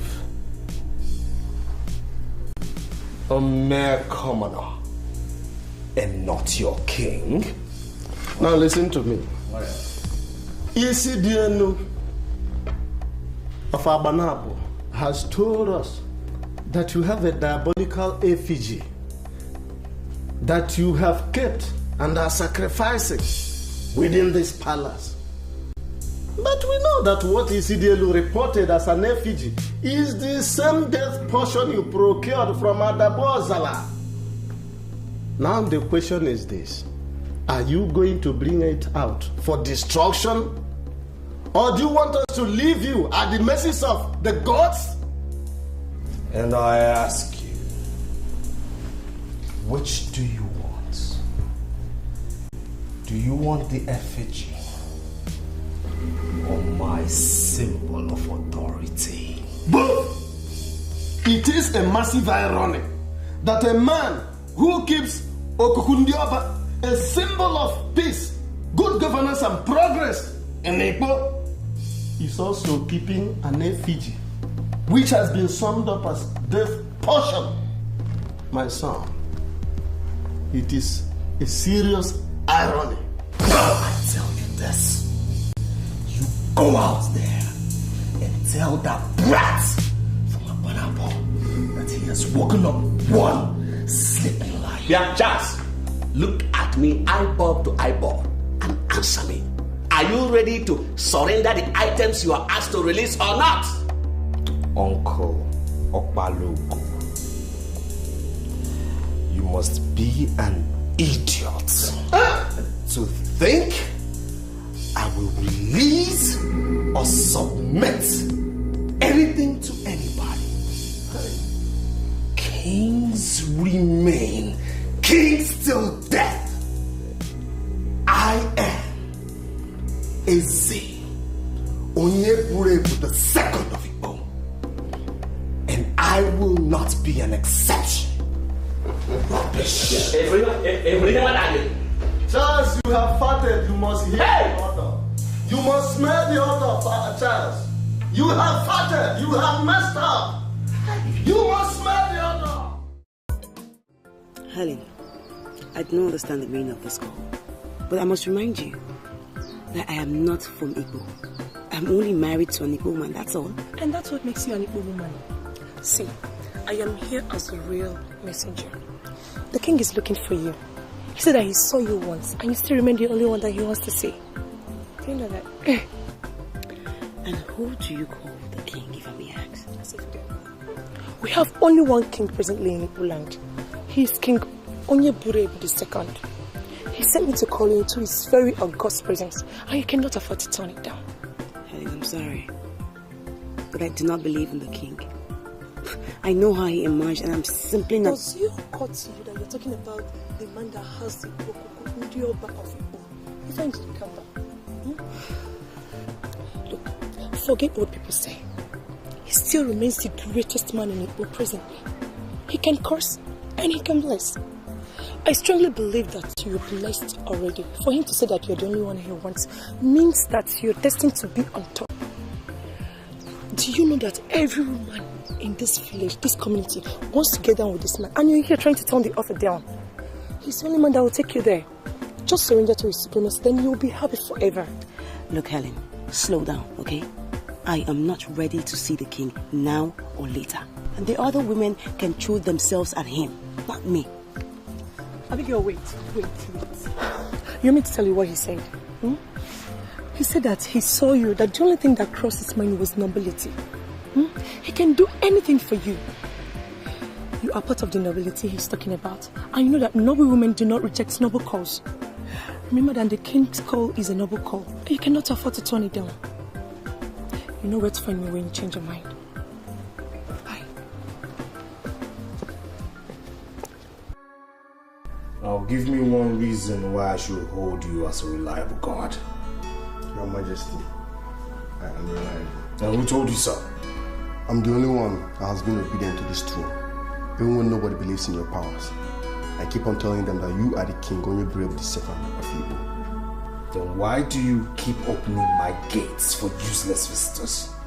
The only people I opened the gate for were the man from Abanaba and the two elderly men, which are now as cabinet chiefs. Speaking of that, why would you open my gate for that brat from Abanaba without confirming from me first if I wanted to receive him?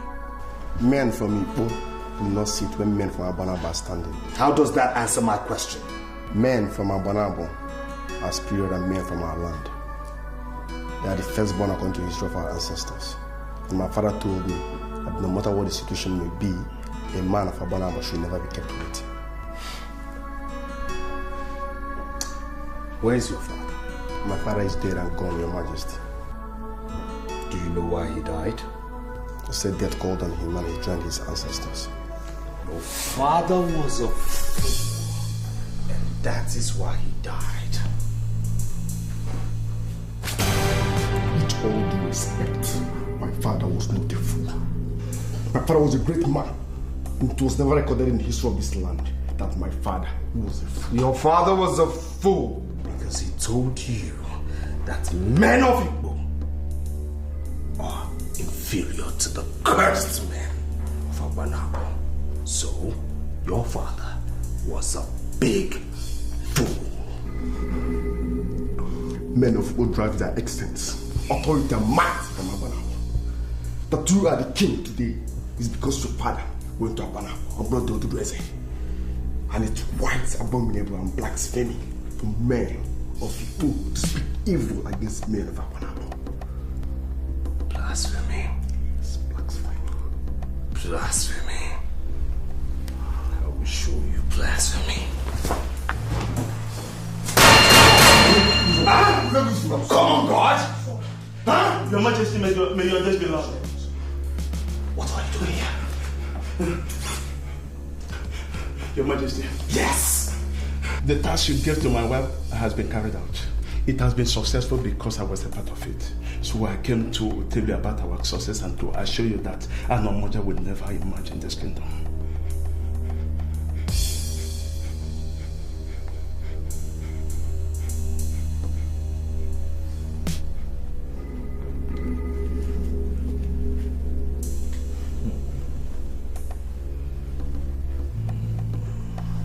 Mr. Okeke, I am surprised to see you and I'm very honored. Please, let's go into my house. Let's go into my living room. Let me treat you as a VIP, as you are to me, a very important person, please.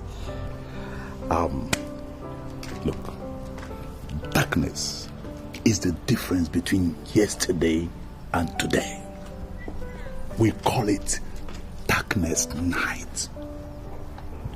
If there is no darkness, it will be difficult for mortals to differentiate one day another. Look, pressures are coming from all angles.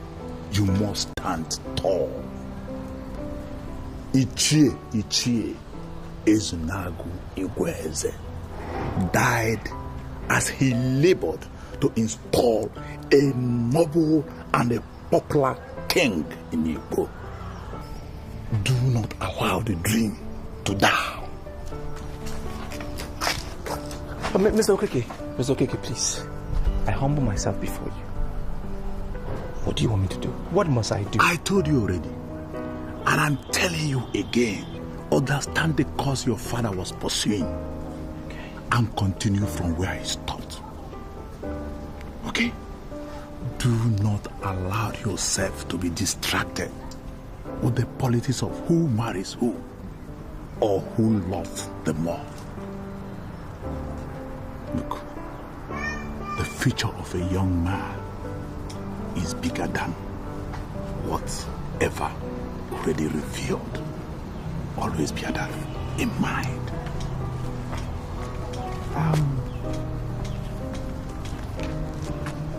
I was told you are married. Yes. I hope she's a noble woman. Abigail, Abigail. No. I will see you when I must see you. Bye.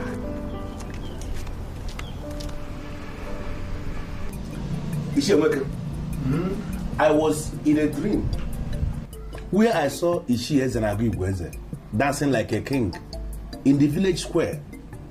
He was dancing like a popular king that all the people were applauding him. They were clapping for him.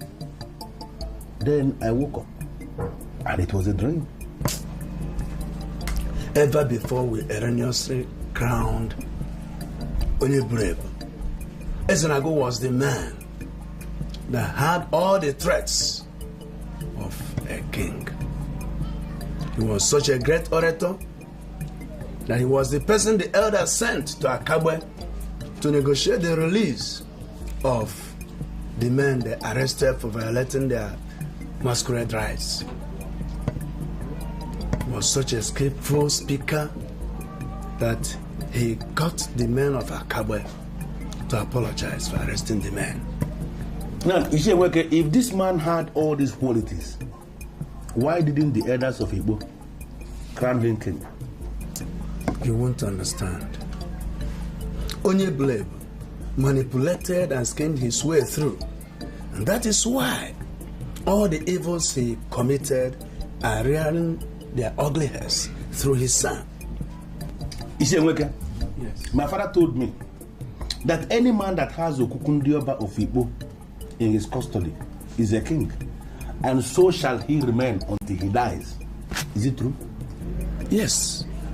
And this is why we are asking Charles to surrender the instrument of authority we gave his father. He would have returned it willingly. Now I want to ask you. Yes.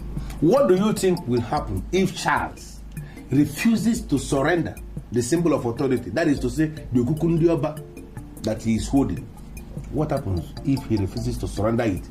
Because we know that if he dies with that same symbol of authority, that men and women of Igbo must have to bury him as a king. Is that why you called me here, to discuss the death of a young man that is holding the kingdom down? Is that why you sent for me? I have not called you to discuss his death. His death is near. I discussed extensively with the CDNO of Abanabo, and he told me that Charles, his days are numbered. I am asking you a very simple question. What do you think will happen if he dies and is having the Okukundioba in his custody? We have authorities that will handle that when the time comes. Let it not bother you.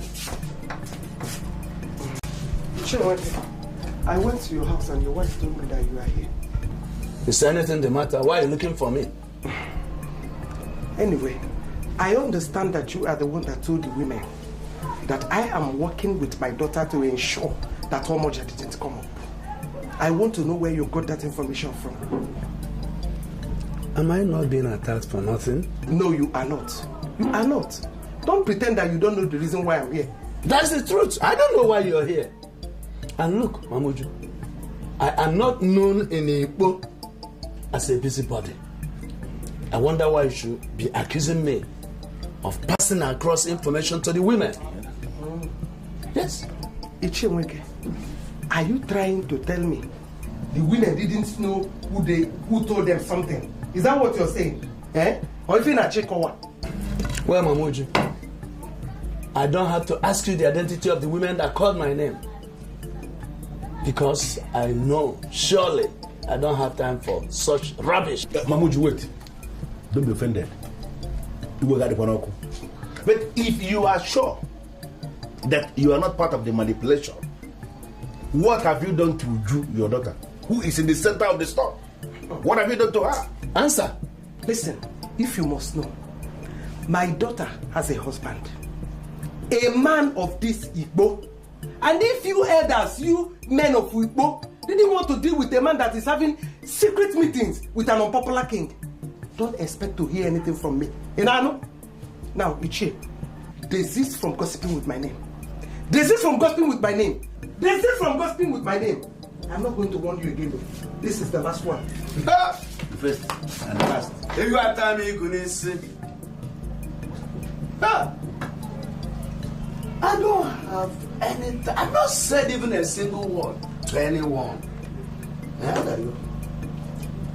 I didn't have any reason anywhere. I've never had any reason to discuss this foolish woman anywhere. Why would she come here to accuse me? Yeah, I'm seeing this thing from a different angle completely. Ugezu has not come here to insult you. He actually came here to give us information. Everything happens for a purpose. What's purpose? Now we know, courtesy of a visit, that in Zamalo of Abata village is actually one of the problems we have in this kingdom. The idiot has been holding secret meetings with the king. In Zamalo of Abata. I ain't here, man. I ain't Zamalo here, man.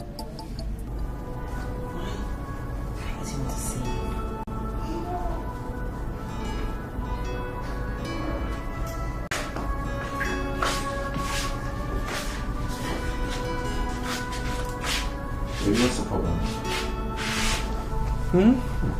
You don't look yourself. What's the problem? Sweetheart, I am just so concerned about your kingdom. The things that happen in your kingdom. I just wish we could find a way forward. Sweetie, you don't need the politics of my land to disturb you.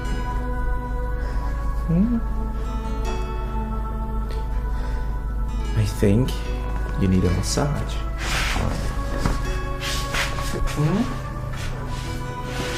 Good massage. Forget my people. Think about our love.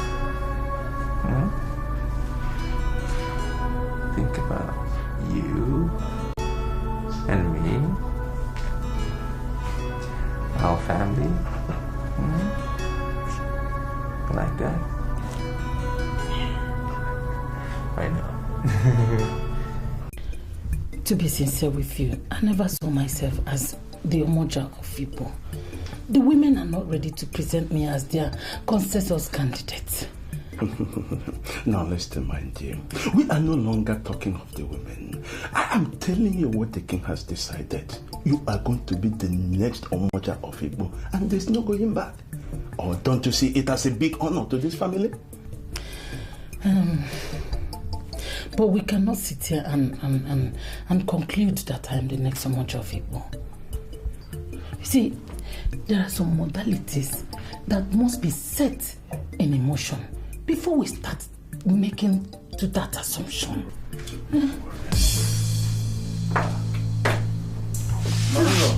Mom, what are you doing here? What are you doing here by this time of the night?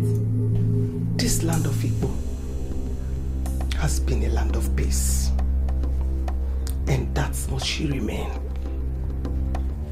I am here to warn you to remove the hand of monkey from the pot of soup before it turns into a human hand. Myla, are you going? Please wait. Please wait. Please, could you explain further what you mean by hand of monkey? This land is sinking because we don't have an Omoja. A duly appointed Omoja represents justice and good government. Both of you are working for the king to destroy the efforts of women. And I'm here to warn you. Do not get the parts of women. This whole world will not save any family, not even one, that women have decided to destroy justly.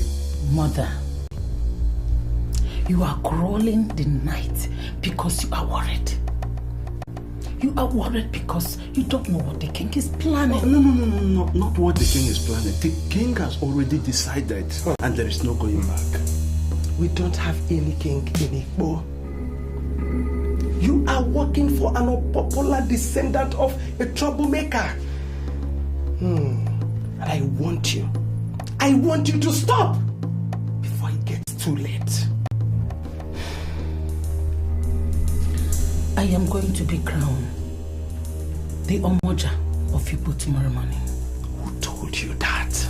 The same very popular king you called unpopular has already decided. We are happy you are here this night. But just with us. My wife, your daughter, is going to be the Omoja of Igbo, and there's no going back. We don't have any king in Igbo. We don't have any king in Igbo. I want you to understand that. Sorry. I have this feeling that both of you are wallowing in ignorance. Mother, see, aren't you happy with us? I just want you to be happy for us. The king has almost searched all Igbo land. Yes. And it happens that I am the one he found worthy. The decision of an unpopular king that has not been blessed by the priest of Igbo cannot get me excited. Don't you get it?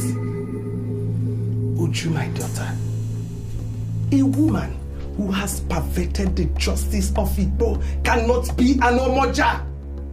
She cannot. I want you to be warned. Remove the hands of monkey from the pot of soup before it transforms into a human hand. Don't say I didn't warn you.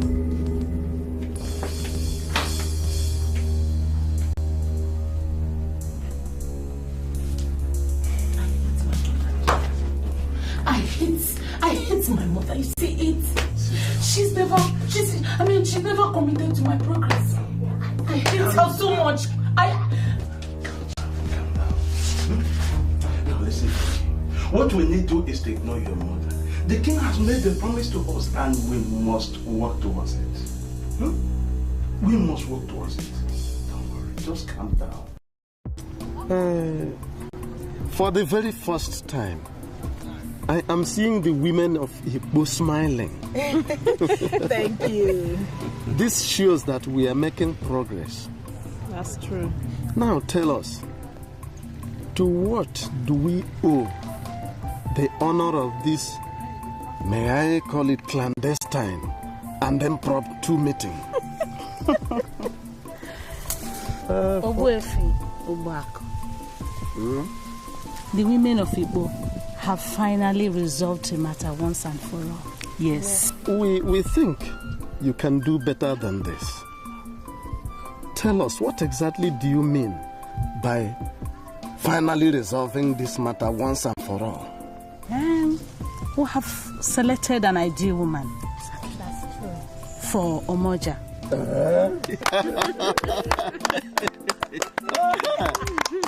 Now you are coming. I'm sure they will still come. Why not? They gave us their words and we have to believe them. They will. And are you sure the priest will accept to come with them within this short notice? Why are you overworking yourself? The priest understands the importance of this empowerment. He understands the importance. So why not? Why are you being afraid unnecessarily? They will come. It's not like I'm afraid. I'm just a little bit nervous. You don't have to. You don't have to. I know the elders of our land. They will soon come. Who amongst you is the selected Omoja? We are thinking that you take us to the square, then invite Ojiana to bring the symbol of authority.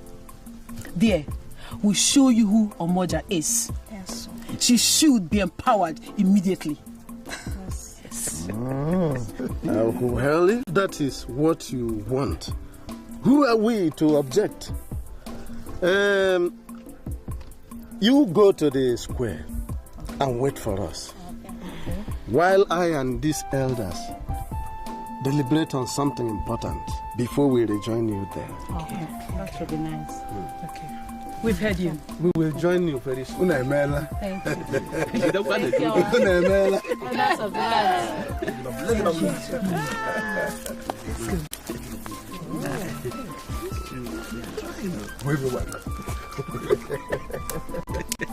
I told you people. I told you people.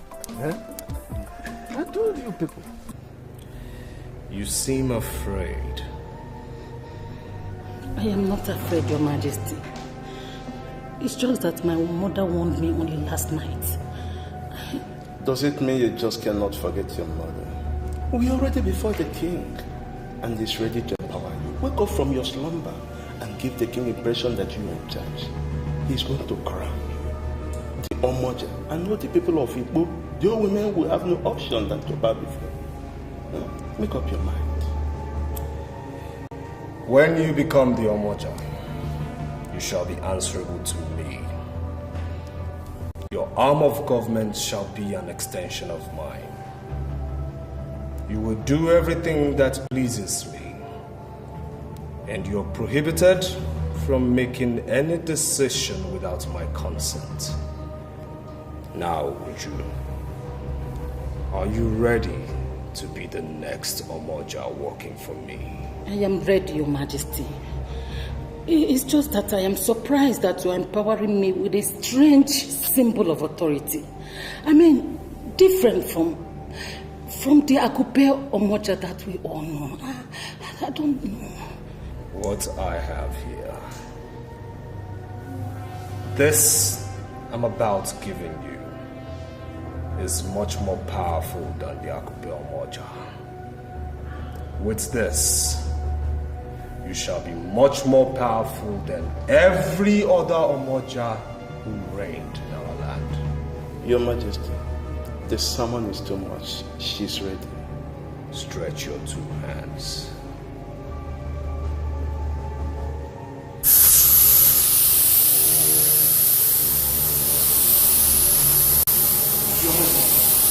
What is happening? Your Majesty! She's dying slowly. What's happening? No. The spirits of God.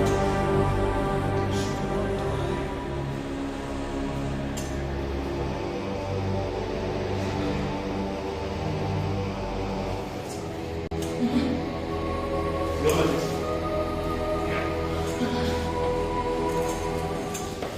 Igbo, bueno.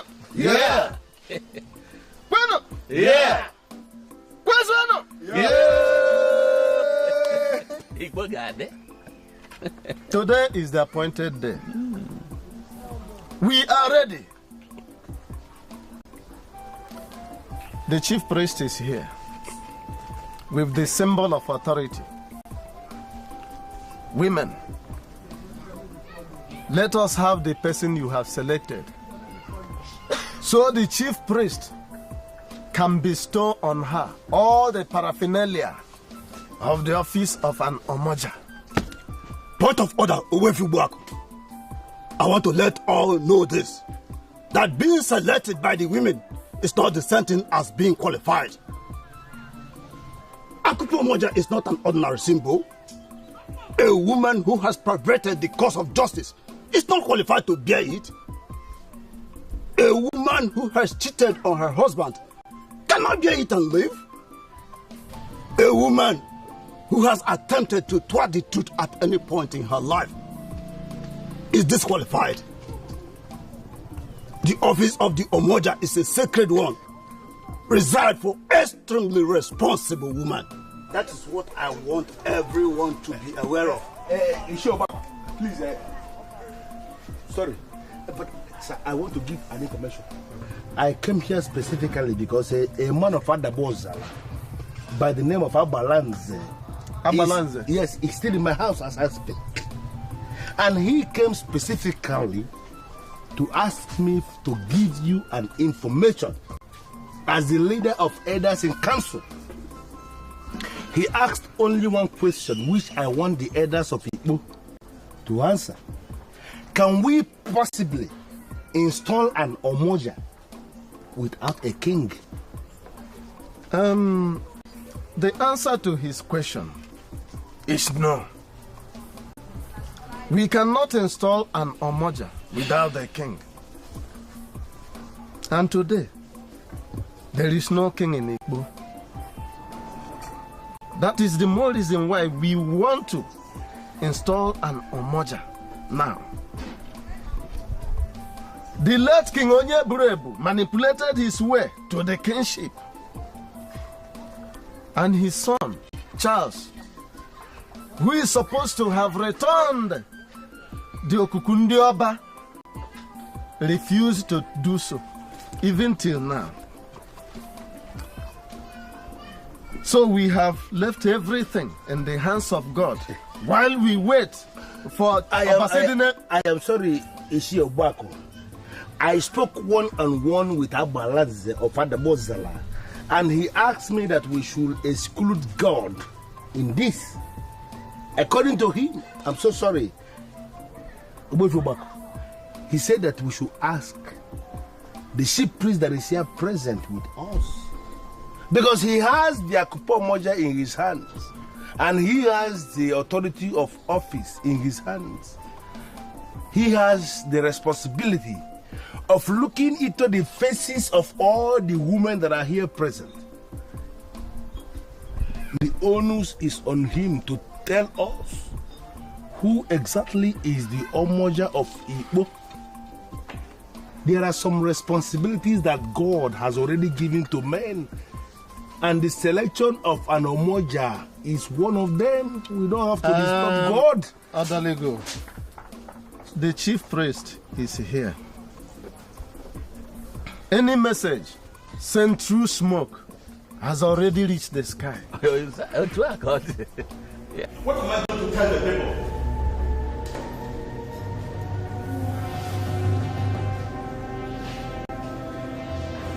Well,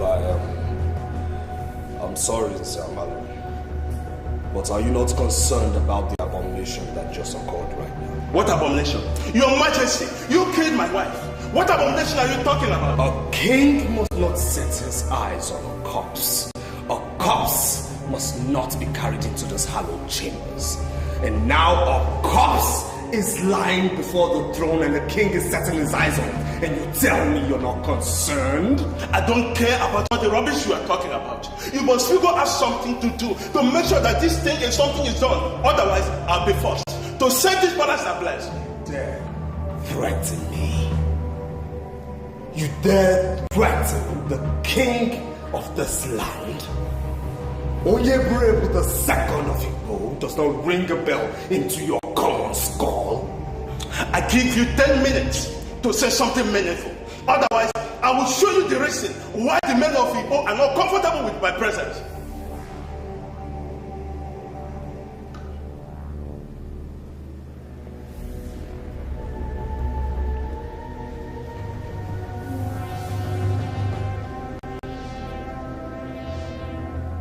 So, chief priest, you have heard him.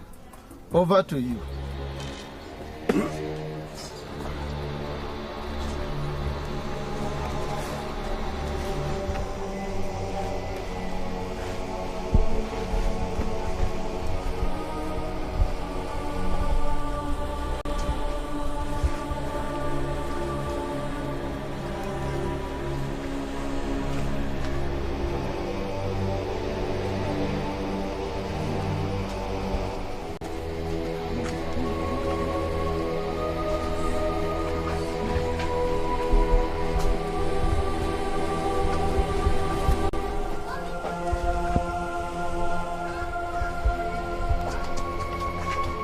Are you not going to do anything? Okay, wait for me.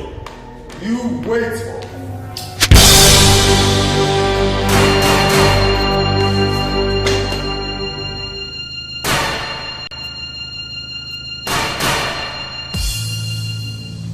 I rule on a powerful throne, and I cannot be killed. A throne I inherited from my father. I am King Onyeburebu the second.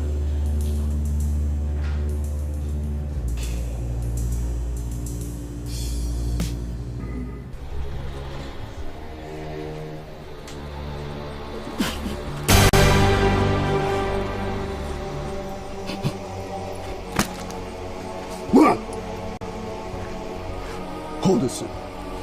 Hold it. Come here.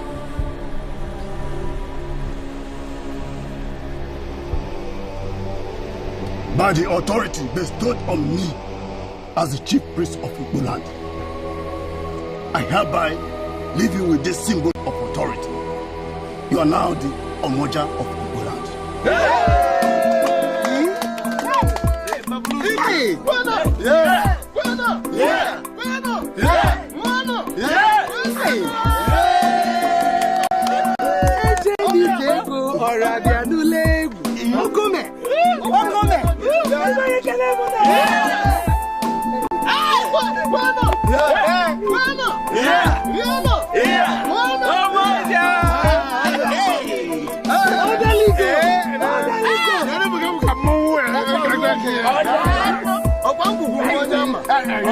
She has finally come back to Igbo land.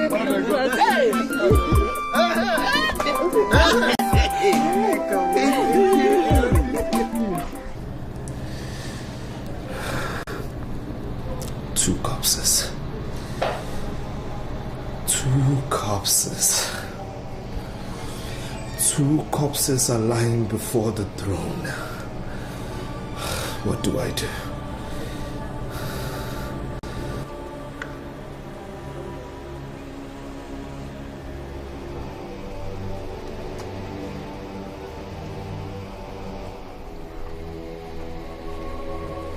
I want to presume you're new here, that's why you're looking at me like that. I'm new here as a guard, but that does not mean I did not know Thompson is an Agu of Igbo. Oh, good, good. So where is your kin? Does he know you're coming here today? It doesn't matter. Where is he? Do you regard him as a kin?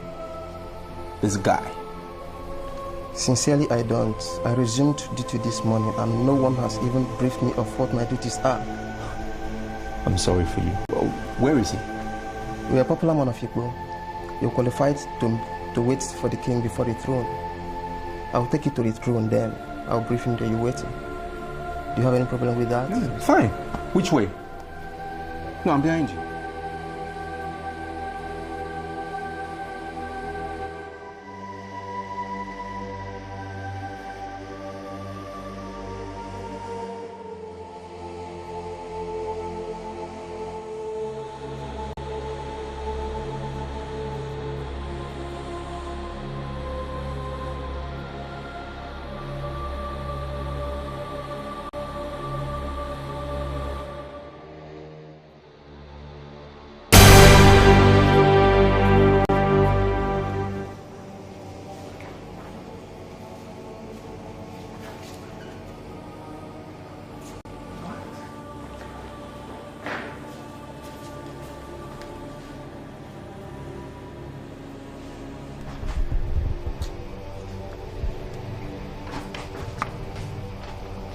What are you doing here and how did you get into this palace? There are two cops lying at the foot of the throne and you ask me how I got here? Who are they?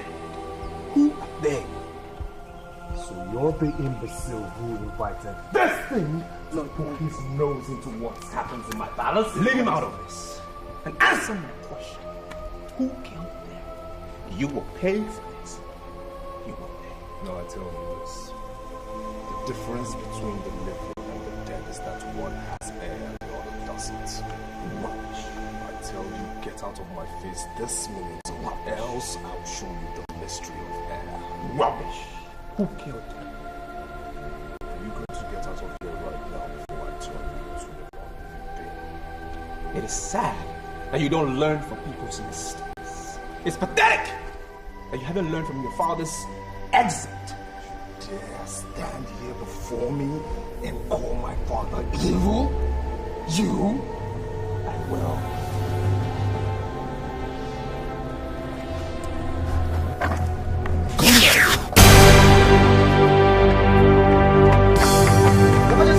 Are you under the illusion that you, a commoner, will live here alive? Your Majesty, it's a taboo for a king to kill someone in Igbo.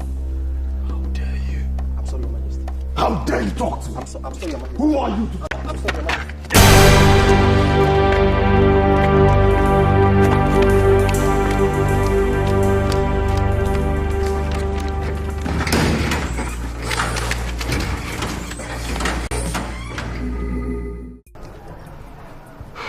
You don't know the people you saw lying dead. But I know. They are Nzamalu, Uju, my son-in-law and daughter respectively. Omoja, please don't be offended. But are you telling me that Nzamalu and Uju are no more? This kingdom will not mourn them. The man that is keeping the Okukundioba should not set his eyes on any corpse. And if he does, the said corpse should not be mourned. And the man keeping the symbol of authority should surrender it. That son of a murderer will not give up the symbol of authority. He won't. And I just don't understand how come suddenly Charles has just transformed into something so evil. His father lured him into the wicked paths that he is treading. And he is of the opinion that his father's charm will save him. And that is the reason why he will not surrender the symbol of authority. I'm sorry, Omoja, but I have an idea. Perfect plan that I have thought of. And that is the best way we can solve this nonsense. If that idiot refuses to surrender the symbol of authority, we are going to force him to release it. No. I disagree with you immediately. We cannot join issues with the man keeping the Okuku Ndioba. No. We have to follow him diplomatically. Okay, so what happens to the corpse? Are we just going to sit back and not bury them? The truth you must note is that I am no longer the Mamuju that calls for sanity. No.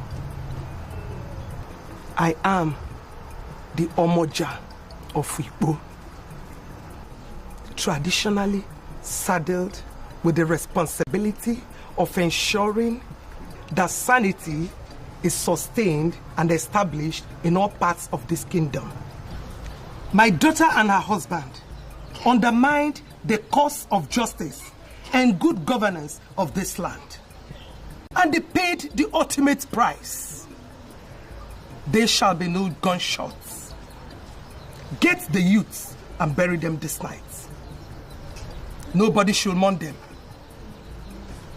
Apart from the youths, nobody should attend their burial.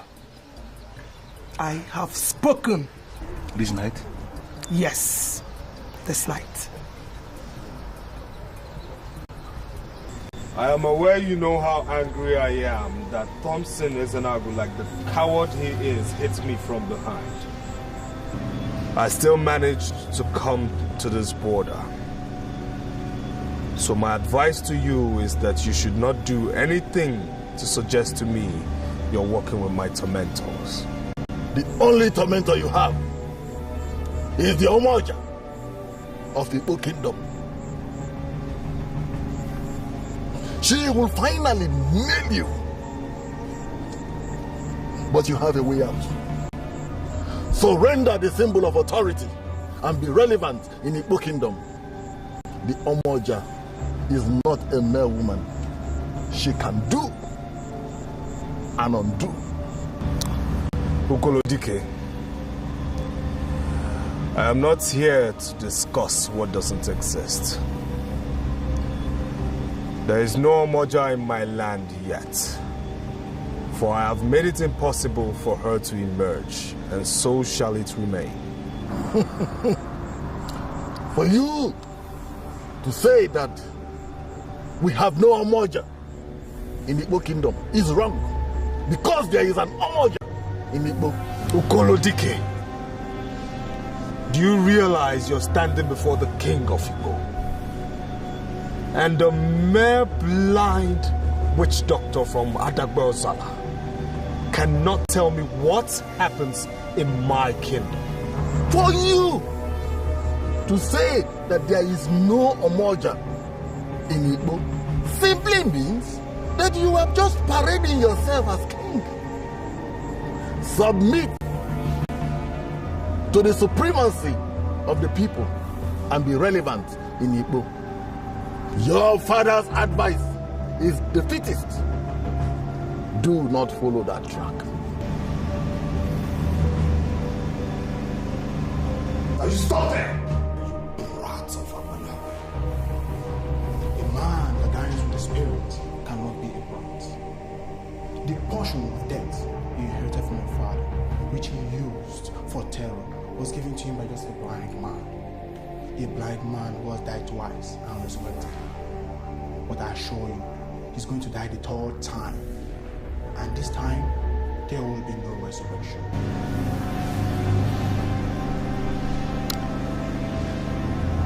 They say you died twice and resurrected twice.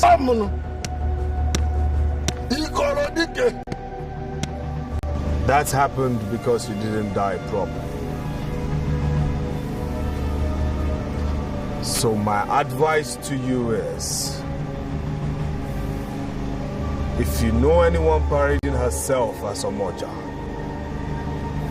kill her, else you would not see the light of tomorrow. A man from Abanabo has already told you of our first meeting. And that means your end is near. I, Ukolodike, has no time for a man whose days are numbered. Remember what I have already told you. Surrender the symbol of authority. Surrender it and be relevant. Anam. Ukolo. Anam.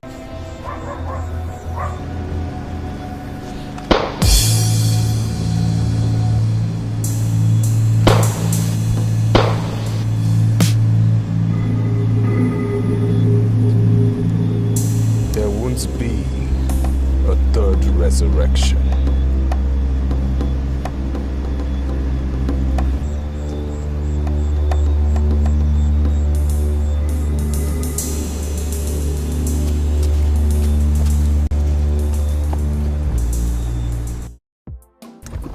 You see, my son, the example you showed yesterday has proved to everybody that you are a true son of Igbo kingdom. Some men who have started to beg and who have been destroyed. Yet you confronted a man that was pointing the portion of death at you, and yet you come out of the palace in one piece. That is the zenith of bravery, and that is one I cannot forget in a hurry. You know, and he even told me to my face, point blank, that I wasn't going to leave the palace alive. And I'm so happy the guard was there. I salute that guard so much for putting up such bravery. Told the king to his face that you cannot, as king of Igbo, kill somebody. It was amazing. He will soon meet his Waterloo. He is the pinnacle of all the problems we have in this kingdom. In fact, he will soon have reason to cry. Very soon. But his father once promised to make me the Omoja of Igbo land. Well, I can remember vividly that I told him I was not a native of this place. Well, he insisted I was not a problem. And I was so surprised. And now I'm even more surprised and shocked that Charles, who was so meek, quiet and gentle, has now stepped into his father's evil shoes. To be sincere with you, my children, I'm not comfortable that we are here discussing a family that has no integrity. A family obsessed with the throne, that they are ever ready to kill other men in order to remain on the throne. I'm not comfortable. We are here discussing a family that the kingdom has deserted. A family that the Omoja has cursed. A family that is up against the gods. Please, my son, let us discuss some other thing, something progressive. I totally agree with you. Sincerely, yes, I do. So, what is that progressive thing that we should discuss? Thank you very much. The Onowu of Abanabo will soon visit Igbo Kingdom. He's coming specifically to hand the Ugezu to the man that will lead Igbo to the place they are supposed to be. Once that Ugezu is handed over to a man of Igbo, the people of Igbo will have the traditional right to force Charles to relinquish that symbol of authority that he has been holding. What do you want us to plan? Well, maybe Ugezu is interested in becoming king and is indirectly seeking for our support. Well, Uncle, if that's the case, be rest assured that you have 100% support. I'm very happy that our daughter already understands the politics of the kingdom. The truth is that I'm not desirous.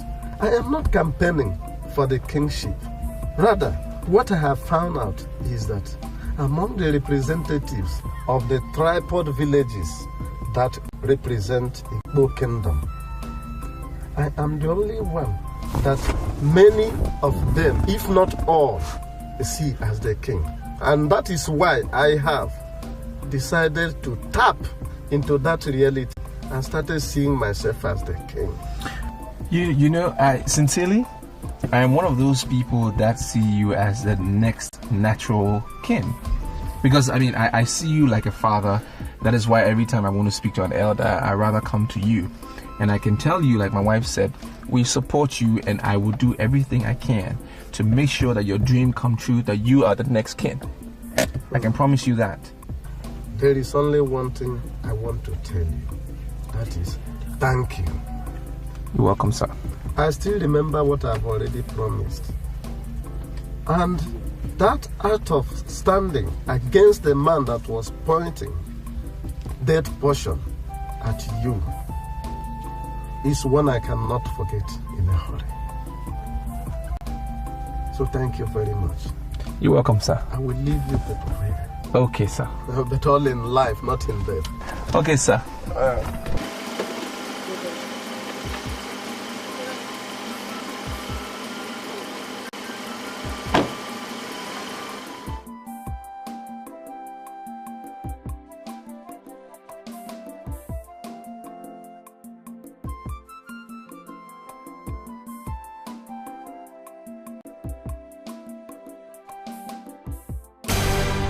Dare tell me to my face that you're amongst the idiots who undermine my power and authority as king of Igbo? Answer me. And why are you giving me that blank, silly look, commoner? Let me tell you something. Ukolodike of Adegbe Osala is a man the demons abhor. He died 2 times and resurrected 2 times. He's a living corpse. That's why I called you here. To know why you want to unleash terror against the corpse. You know about him? And why are you addressing him as if he were alive? You think he died? I don't think. I know he is dead. Ukolodike of Adagbo Osala is a dead man. And you must address him as so. Dead. Ukolodike is a man you cannot kill with gunpowder. You aimed at him to ensure that there will be no third resurrection.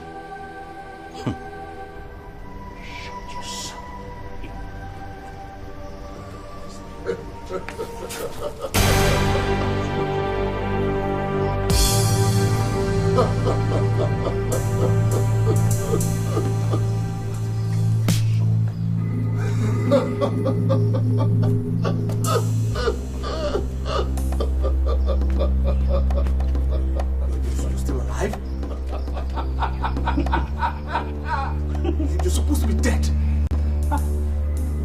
He gave you 21 days to confess. 21 days have expired. You have automatically expired.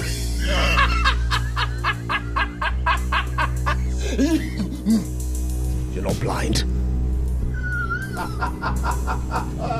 And what are you doing with my staff of office? Give it to me. Where did you get it from? Give it to me.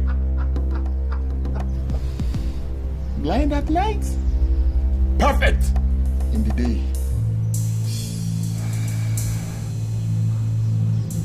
On you? Yes.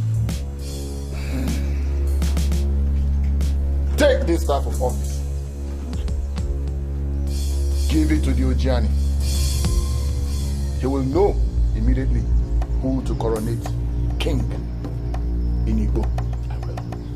You must be very stupid to give such an order.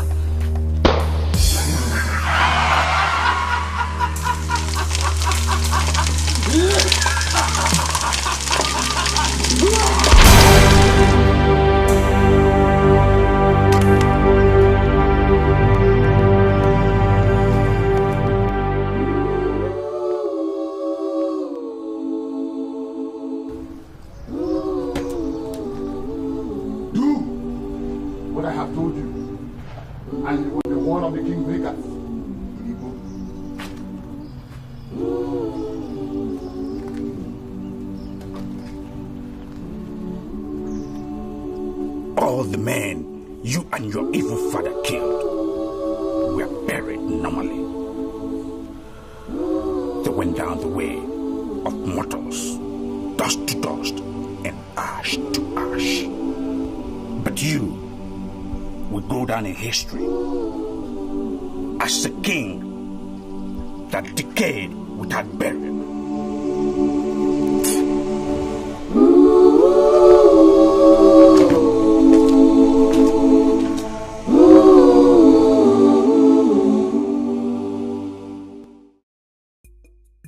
These are the 3 men representing the 3 major villages of Igbo. We are convinced that one of them would be selected and crowned king today. So now tell us who the king is. Omoja! Look into your phone and see if any of these men is represented.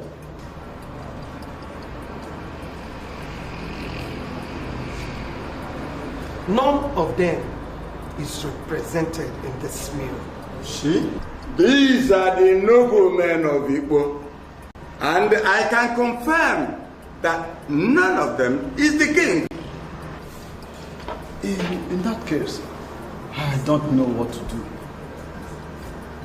Unogu Abanab, we now rely on you to give us a solution. So show us, who will the king be? Ochana, I was told to give you this symbol of authority. And I was also told that if you bear it in your hand, you will be able to identify who is going to be the king.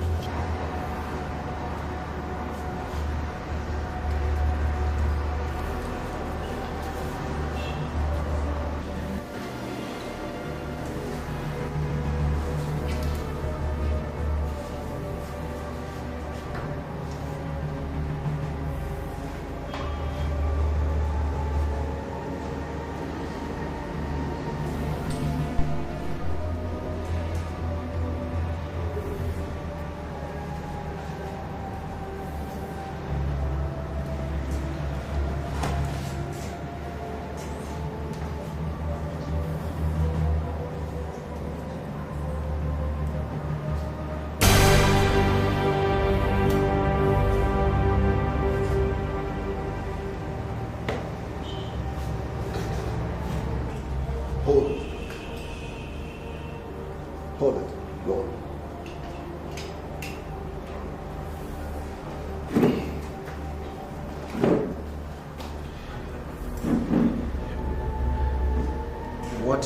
What am I supposed to do with this? You are the choice. You are the king of Igbo. Come forward. Come forward. You are the chief priest. Come this way.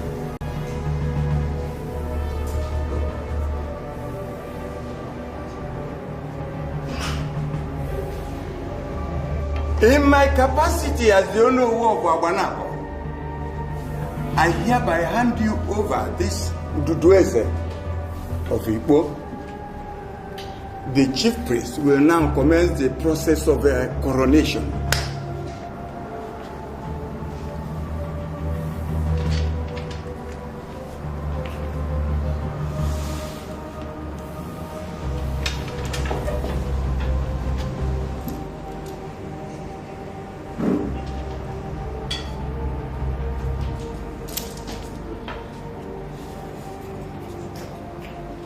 Standing here in Igbo village hall, I hereby cry you the Ugezu J of Igbo.